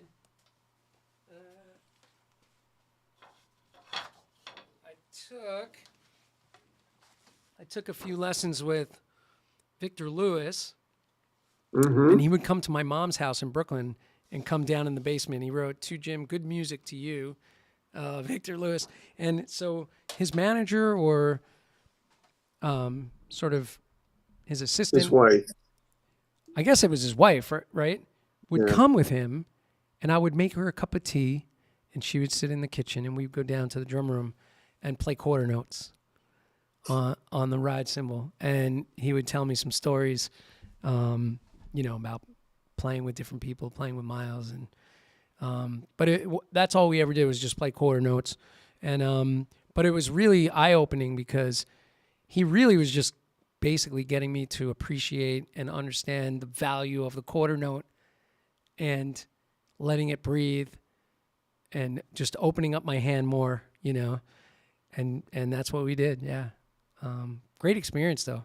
I remember going to see him at the Mingus with the Mingus Big Band, downstairs at, where is that? Oh yeah. On Lafayette Street. On Lafayette Street. Yeah. What was that called? The Time Cafe. Time Cafe. Yeah. So the Mingus Big Band at the Time Cafe. Yeah. I don't know what year that was, but yeah. Good stuff, right? Beautiful musician. Yeah, I hung out with Victor a lot too. Yeah. Great player. Oh yeah. Good composer too. Yeah. Cool. All right. Just a couple more. And then I have some questions about the book.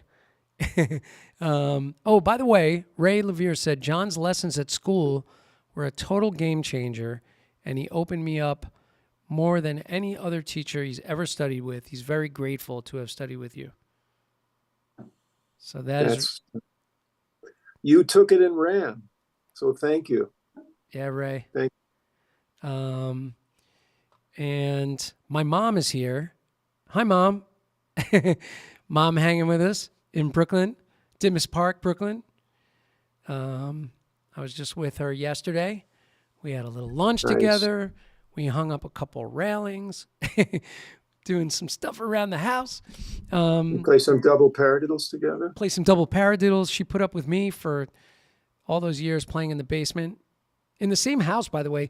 I still have all my drum posters down in the basement, which I had all these posters on the wall, and Jeff Porcaro and Tony Williams and Simon Phillips and all these different posters. And there's one of Dave Weckl. And I took a picture of it and showed it to Dave. And I said, hey, Dave, I go, look at this promo picture from Yamaha. Like, I said, look how cute you were. He goes, what, you mean I'm not cute anymore? I was like, no, Dave, sorry. Oh, can you see this? Oh, my God. I don't know what you can see. Wow.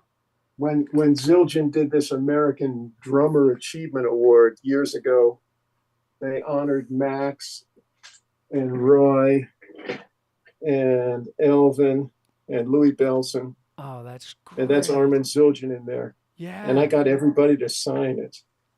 Oh, my God, that's great. So this is my drum poster. Yeah. Oh, that's a great one. Oh, my goodness. Wow. That's amazing. I mentioned I didn't get them all to sign it at the same time. Oh, so you because I didn't do it at that event. So I chased them down through the years. And Max was the last one I needed. And I had the nerve to bring that poster rolled up to Elvin's funeral because I thought I would see Max there. And sure enough, Max was there. And I showed him the poster, and he kind of pointed at his face. And then he looked at his nurse, and she said to him, he wants you to sign it. And so Max started to write right on his face. And she said, no, next to your face. And he got out Max really clearly, and then Roach was kind of, looks like my handwriting, was not clear. But I don't know. I made the effort and was able to get these signatures. Oh, that's amazing. That one was kind of touching because of the circumstances of Elvin's passing, and then seeing how much Max was struggling at that time. Was he pretty with it though? No, he wasn't speaking. Yeah. He didn't really react to anything I said. Everything was through this nurse that was with him. Yeah, he looked at her for sort of, it's okay? Yeah. For guidance. Yeah, like he was a child, actually. Yeah.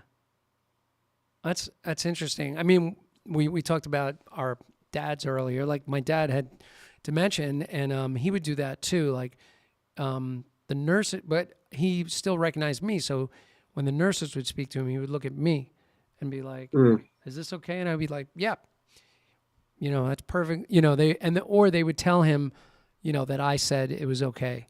Whenever they had to do Mm. something, it's interesting how the mind works, but that he was looking to his nurse for that guidance. Wow.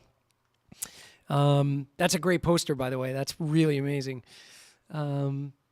So I had a question for you, and it just when we went through that, it just went. It'll come back. Sorry. One more. Seeing. Oh, okay. I was back to people had some Tony stuff to chime in on. Anthony said seeing and sitting next to Tony the entire week with Herbie and Ron at the Vanguard 1984. Tony was more into clothing then. Yeah. Oh, he was a fashionista a little bit, right? Yeah, but that was a great place to see him because you could sit right next to the drums. In fact, that last seat along the wall, kind of behind the pole, Yeah. the workers there always refer to that. Oh, that's the drummer's seat. Yep. That's not the drummer that's playing, the drummer who wants to watch the guy who's playing. Yeah. That's Yeah, exactly I right. sat there many times and saw Victor Lewis or Al Foster or Elvin or Tony, Bill Stewart, Kenny Washington, Adam Nussbaum. Yeah. Yeah. Jimmy Cobb. Yeah. Oh man, so many great players. I'm so glad that that sessions panel. Dom got a hold of Jimmy Cobb, and got an interview with him, before. So that's great. By the way, I wanted to mention that I said that the first time I really knew about your playing was with Bob Mintzer. Bob was my neighbor. So I knew Bob. He lived across the street from me. And the funny thing is, when I moved into the apartment, I was looking at his CD, one of the, sort of combo CDs, I think, or an earlier big band CD, I forget. But there's a picture of him on the back cover in that leather sort of 3/4 jacket they used to wear with the collar up. And that's the back cover. It's just him in that jacket. And I'm looking out my window. I just got this apartment. And I see a guy standing outside in that leather jacket walking his dog. And I'm looking at the CD and I'm looking and I'm like, that's Bob. I was like, that's Bob Mintzer. So I went downstairs and I introduced myself. And so I became very friendly with him. He gave me some advice with my jazz fusion band. And so we became friendly. And he invited me to come to the recording of Art of the Big Band. And so both you and Peter Erskine are playing on that record. And I was there. I think both of you guys, if I remember correctly, were at the studio that day. But you were in the booth when I was there cutting. And I think it's track number 2. It's like a Brazilian Affair or something like that. And you were cutting a track. And so we didn't really get to speak because you were working. But I was there for the sessions. And he invited myself and my piano player from that jazz fusion group called Point of View that I had back then. Mm-hmm. And so we hung and watched that. And it was a great learning experience, and it was really inspiring watching you do your thing and then listening to that record afterwards, and listening to you play on it was so incredible. So I feel really grateful that I was there and got to get introduced to your playing at that time. Wow. I feel grateful that I was there. Yeah. Bob, is an amazing musician. You can kind of feel the generosity of his spirit through his playing. And I think I met him at a jam session in Brooklyn. There was a piano player named Peter Madsen who would have quartet sessions in his house. And one time he invited Bob to play, and we hit it off, and Peter was getting a little too busy. And then Peter moved to LA, and then things really opened up for me. with Bob and with some other bands at Seventh Avenue South. And, sometimes that's what it takes. Somebody has to leave town for opportunities to open. And Peter and I have been in touch, ever since then. I remember first meeting him, I was playing with Woody Herman's band, and we were playing at Disney World in Florida, and they had 3 big bands playing. Woody Herman's band, I think he was with Stan Kenton at the time, and Buddy Rich's band, and we each played 45 minutes on different stages. And I would run to the other stage when Peter was playing, when I was off, and then I'd run and hear Buddy, and then come back Oh my and God. play my set. Yeah, it was wild. First of all, the fact that Disney was having big bands, that's amazing. And then to be there working in a great band and then seeing these other bands, that's an incredible experience. I think that was a one-nighter, but we would also do a week at Disneyland in LA. And I think all summer long, each week they would have a different big band playing there. Oh, wow. Oh, that's amazing. Yeah. Very cool. So I actually mentioned the same story about the studio to Peter. So I don't think anybody would remember a couple of kids hanging out watching the thing, but he seemed receptive and happy that I had been there and enjoyed the experience. And then Likewise. Yeah, sort of fun. And Bob did invite me to some Yellow Jacket shows, and we got to go meet the guys, and so that was sort of fun. That was more in our wheelhouse because we were sort of playing that electric fusion kind of stuff, Yeah. So I want to talk about the book. And by the way, lots of great books. And so as this is evolving, I mean, you have a new title out, expanded edition, the Master Drummer expanded edition, which there's some really interesting stuff in here, and some really interesting odd groupings and odd time phrasing, which is fun in here. And by the way, here's that thing I was talking about before, the gift. Oh yeah. So guys, make sure that you check this one out. And the concept of headroom, right? Sort of circling back around, which I've heard you talk about before. I love your description of that. And then there's great tracks and stuff in here as well. The In the Woodshed stuff is really cool.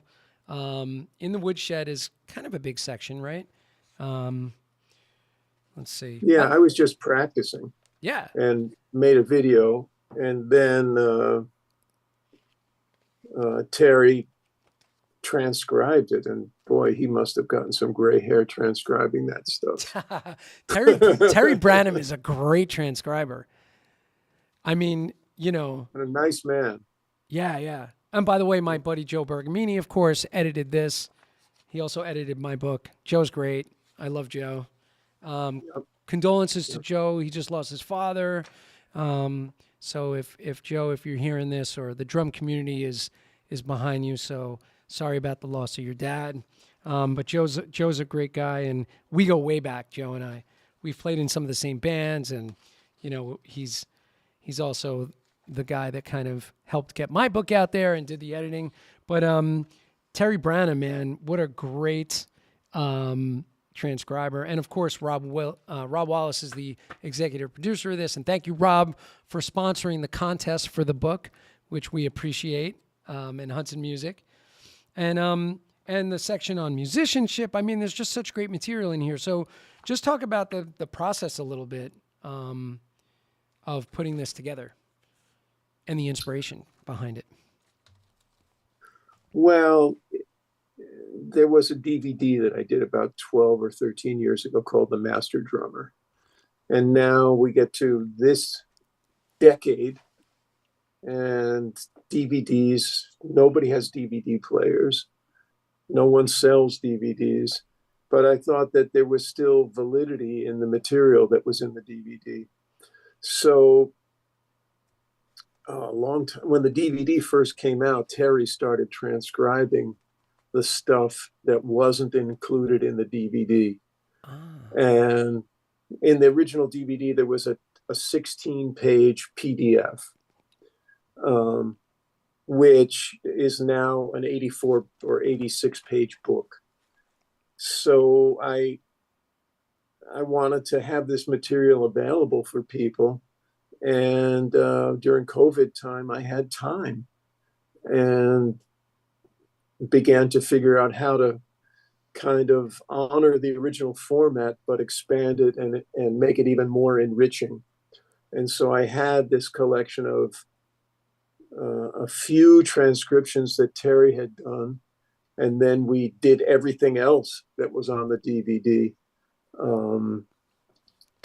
And then I analyzed the stuff that wasn't analyzed in the DVD and broke down the little phrases, the motivic stuff that I'm playing in those various solos, and giving variations on those things and talking about the philosophy behind this and where did this thing come from and all of that kind of stuff. So it's sort of an intimate look at the playing process, and what a collection of options. right. And a lot of it is built out of the traditional language, the classic language. But in the stuff in the back, all of the traditional stuff kind of gets distorted and a little bit modern slant on it. When Hudson sent it to a bunch of guys to get comments, which are on the back of the book, I thought Steve Smith's comments kind of really were clear about what was happening in the book. Yeah. I'm going to read. I'm going to read that quote. Actually, John Riley has packed a lifetime of playing and teaching experience into this book, The Master Drummer. The book is full of clear instruction and helpful ideas to gain mastery of the drum set. The section on creativity is especially engaging with a myriad of examples for increasing one's drum set vocabulary. I particularly love the control room analysis section, a unique blow-by-blow description of the lightning-fast musical reflexes that occur inside of a musical conversation between high-level players. I'm digging into this book now to expand my knowledge and abilities. Steve is, first of all, he's so thorough, and you know that he really, it's not like, give me a quote for the book, and he just, brushes. He really went through this thing, really thought about. It's such a thoughtful description, and I guarantee you, he's shedding this book, and that's such a beautiful tribute to it, but a really thorough kind of analysis of what's going on in part, right? Yeah. I was kind of knocked out that he took the time to go through it and then could articulate the value he saw in it so clearly. Yeah. And Peter and Bill Stewart and Kendrick and Mark Giuliano, they all had their own way of saying, well, maybe there's some value to this. Yeah, for sure. Yeah. Super fun. Are you going to be doing some clinics for the book at any point? What are you thinking? I'm not really one to try and book clinic tours. Yeah. People call me to do things, and if I can bookend a couple of things together while I'm in Austria or wherever, right, or California, then I'll do that. But I'm not actively engaged in that kind of promotion. Yeah, and you don't need to do that. I prefer to be practicing. Yeah, exactly. Yeah. And plus you have like the gig that everybody would kill to have, which is, your Monday night gig, which is such an amazing thing. You don't really need to be out, running from place to place to promote this, because I think everybody knows to find this material. And plus you got guys like me, drum teachers all over the place, that are going to definitely put it into their curriculum and practice it themselves, of course, and promote it for you. So that's a good thing. That's a happy coincidence, and I'm grateful for all the support for all the books. Yeah. I mean, I had no idea that The Art of Bop Drumming would still be selling the same number of books this year that it sold at the very beginning. Yeah. And beyond bop drumming. And beyond, yeah. And the Jazz Drummers Workshop. Mm-hmm. Yeah, man. Well, I think, we're giving one of these away tonight. I think we should pick a winner. What do you think? Okay. And all the rhythm changes stuff, by the way. Great. Play-alongs, guys. Guys and gals, we love play-alongs. So lots of material here to dig into. And you guys should post your renditions of play-alongs on the internet, on social media, the thing that John and I were talking about earlier that we love to hate. I don't love it or hate it. I'm just not involved with it. Yeah. And as I said before, neither is Bill, which is funny. Like, I pretty much know how to get a hold of you. He's a harder one to crack. He's a harder nut to crack, to get a hold of Bill. I guess I have to find him at a gig and go up to him to see if he wants to do my crazy little show. I can give you his contact info. Cool. That's great. He's shy, but really smart. Yes. And an amazing player. That he is. Yeah. Such an interesting player. I love the way he plays. I feel like it's a weird description, but I feel like there's this angular thing. It could just be in his sort of physical approach, the way he approaches the drums. I feel like there's this sort of geometric thing going on. I don't know. That's a weird description. It's a little out there, but I don't know. I think he and Ray were students at the same time, or about the same time. At William Patterson. But I remember the first time I met Bill, the first lesson, he knocked me out. Really? And I went to the head of the department and said, "Hey, do you know what you've got here? This guy's really special." Wow. Because he had a sound, he had a quarter note that was really good, and he had some unique moves, which have just expanded and expanded through the years. Yeah. I mean, it seemed to me, I don't know if I should speak for him, but it seemed to me that he had kind of, there's some clinics of Tony where he talks about who influenced him. And he said when he heard Max Roach play, that inspired him to work on his technique. And when he heard Art Blakey play, that inspired him to work on his groove. And when he heard Philly Joe play, that inspired him to work on his creativity. And Tony said, and the ultimate drummer would have the technique of Max Roach, the groove of Art Blakey, and the creativity of Philly Joe Jones. And it almost seems to me like Bill kind of dissected things in a similar way.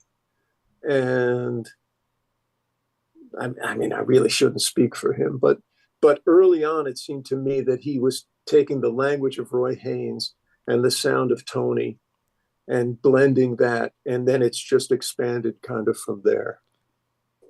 Wow. Yeah, I mean, that's an interesting way to put it. I feel like, I mean, hopefully everybody has this super unique voice. Your voice is very unique.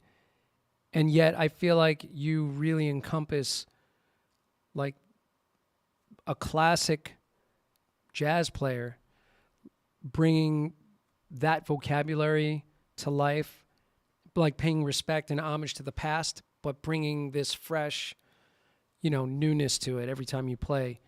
And then I feel like with Bill, there's this, I said angular before, but there's this sort of, at times, ultra modern sounding thing mixed with the past. So I think you both have that in common. With his thing, I feel like at times it's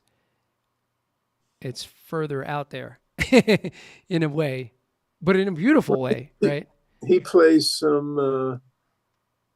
some asymmetrical phrases that he loves, that he's made beautiful melodies out of. Right. And he can carry them through the time in a way that kind of sucks you into a vortex and you lose where reality is. Yeah. And he does that in a really beautiful way. And but I hear it coming from drummers like Max and Roy and Ed Blackwell, right, and Billy Higgins, and of course Tony and Elvin and Jack. I hear all of that in there. But people used to say about Vinnie Colaiuta, well, he took Steve Gadd and Tony Williams and put them in the blender, and that became Vinnie Colaiuta. Well, I think Bill, in a way, did a similar thing with his influences. Yeah. Who would you say are your top? I mean, I think I kind of know this, but who would be your top 3 or 4 influences? Well, I would say Tony, and believe it or not, Gadd. But also Elvin and Mel Lewis and Grady Tate and David Garibaldi and David. I mean, so many. David might be in the chat. Let's see. Is he in there? David, if you're in here, say hello. He would have said hello already. I transcribed a lot of David Garibaldi, and I've got books of Tower Power stuff that I wrote out. Probably, only 80% right, but right. It got me inside there in the 70s. I remember my college roommate turned me on to Back to Oakland. Yeah. And the first Tower Power record with What Is Hip. And right. Back to Oakland, though, that's got some tricky stuff going on in it. And yeah. I remember hearing that the first time I heard that. I was like, what is Oakland Stroke? Oakland Stroke, Squib Cakes. Squib Cakes. Intro to Squib Cakes. Man, just burning and swinging and grooving so hard. But I mean, that makes sense. Like all the influences that you just mentioned. I mean, you even mentioned in your early days really listening to Buddy Miles and Bonham, and it's like, I mean, I don't have to tell you, I don't have to tell anybody. You're one of the greats. You're gonna always be remembered by the drum community as one of the greats, and because you swing really hard, you groove really hard, you bring like great sophistication to the instrument, I think, and interpretation that's unique. You're all those things, man. You can stop. But it's true. It's true, man. Well, I don't know. I mean, I'm just trying to make the people I play with sound feel more comfortable and feel more creative. Yeah. And there's some common ground that works in a lot of different situations, but everybody's a little bit different. Yeah. I remember there's a saxophone player in the Vanguard Band named Rich Perry, and he's one of my favorite players. But for years, I struggled with how to accompany him, because he starts in such a low flame that I felt like I had to feed him and push him a lot, and I thought I was helping him by doing that. So one day we're in an airport somewhere and we're sitting together, and I asked him, "Hey, Rich, how you feel comfortable when we play together?" And he would never say a bad thing about anybody. But he said, "Yeah, of course, man, I feel comfortable. I love what you're doing." So I asked him, "Well, what are you thinking about when you're playing?" And he gave me the most amazing answer. He said, "Oh man, I'm just trying to wait as long as possible before I get to quarter notes, because quarter notes are so burning." And so that told me, okay, don't push this guy. Don't try and feed him. Let him unspool the thing at his own pace, and he'll show you what he needs. He doesn't Wow. need your help.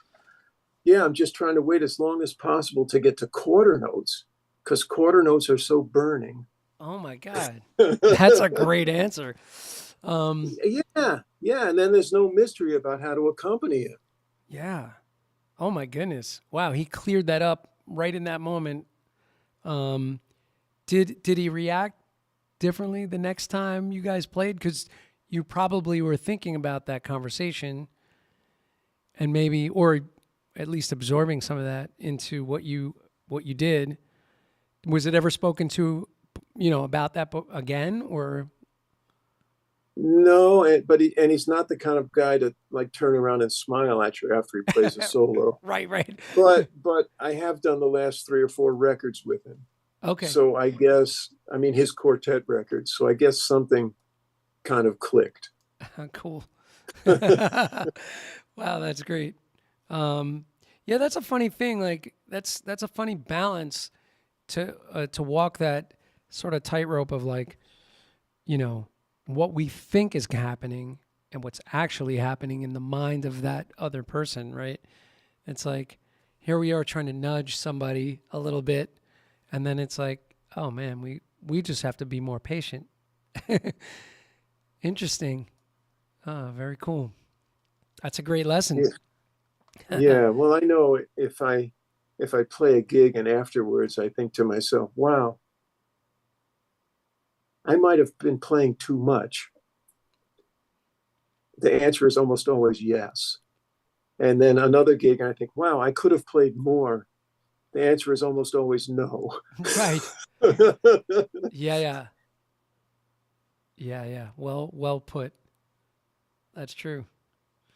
Um, all right. Hey, I think we should pick a winner. We have 133 entries.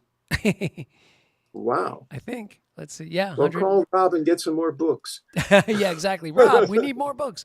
All right, so I'm going to push the ready to award button. This is an app, by the way, that does this, guys. So it is completely random who gets picked.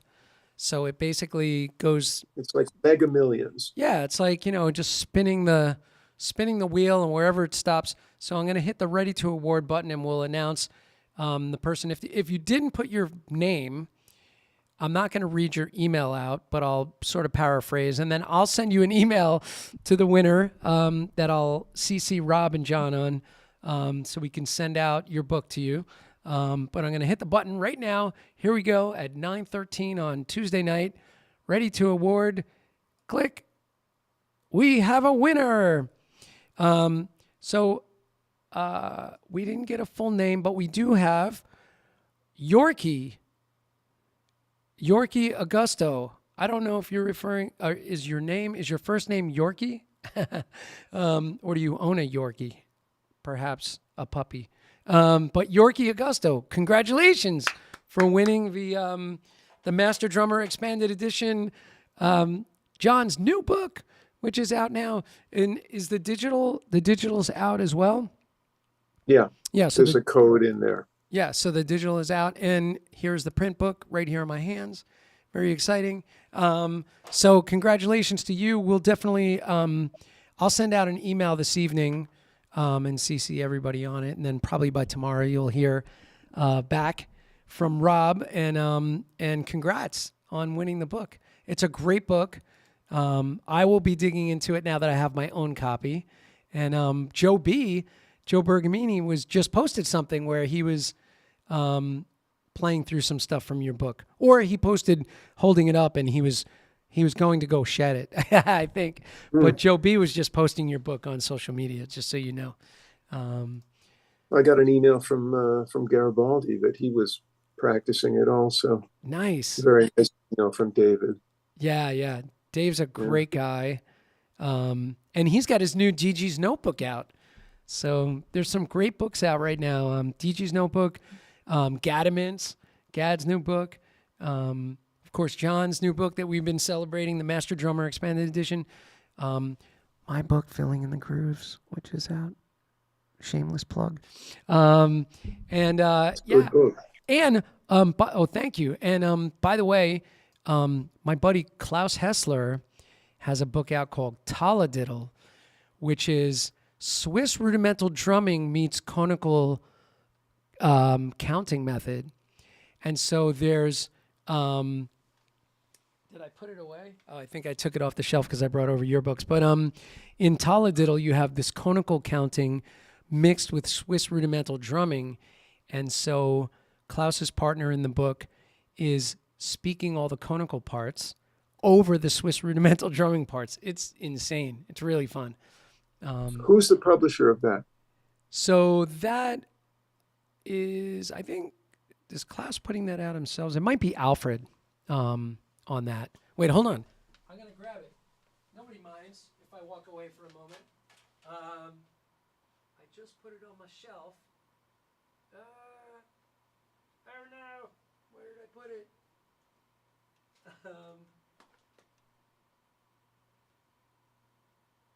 Oh boy. Well, it's kind of funny. I'll find it. I had a student in here. I can email you a link to it. But I had a student in here, like a student intern, helping me in the studio the last couple of days. And I had all these drum books, and I said, "Do me a favor, can you file these away on the bookshelf?" And I just went to look at the bookshelf, and they must be buried somewhere on there, and I can't find it. But yeah. So Taladiddle, pretty interesting book. Man, I feel like we could probably go a lot longer, but I think we should do a part 2 at some point. Be my pleasure. I feel like there's a lot more I needed to get to.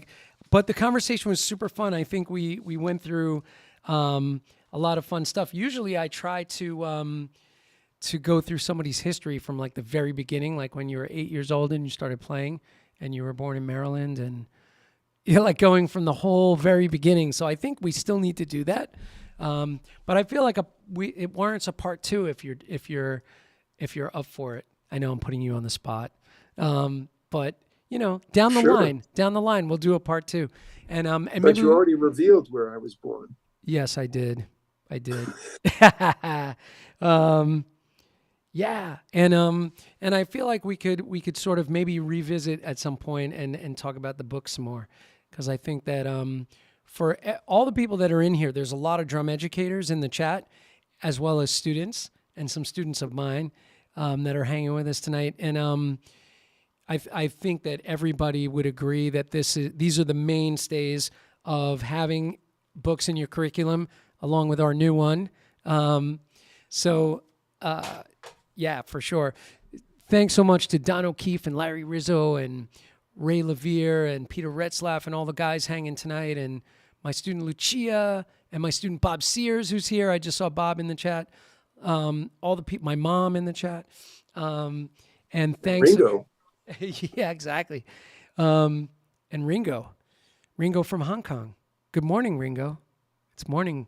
And Steve Balgoyan, all the regulars. Anthony Casina, Don O'Keefe. I think I said that. Joe Elliott, Murray Piper. So many great folks in here.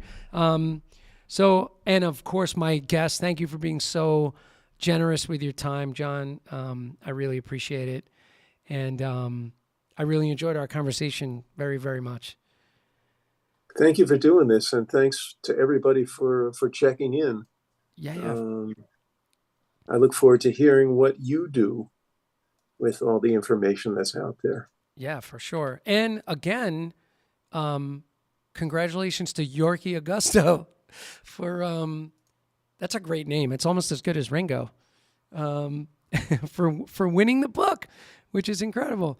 So we're gonna wrap it up here, but we'll see everybody on the next one.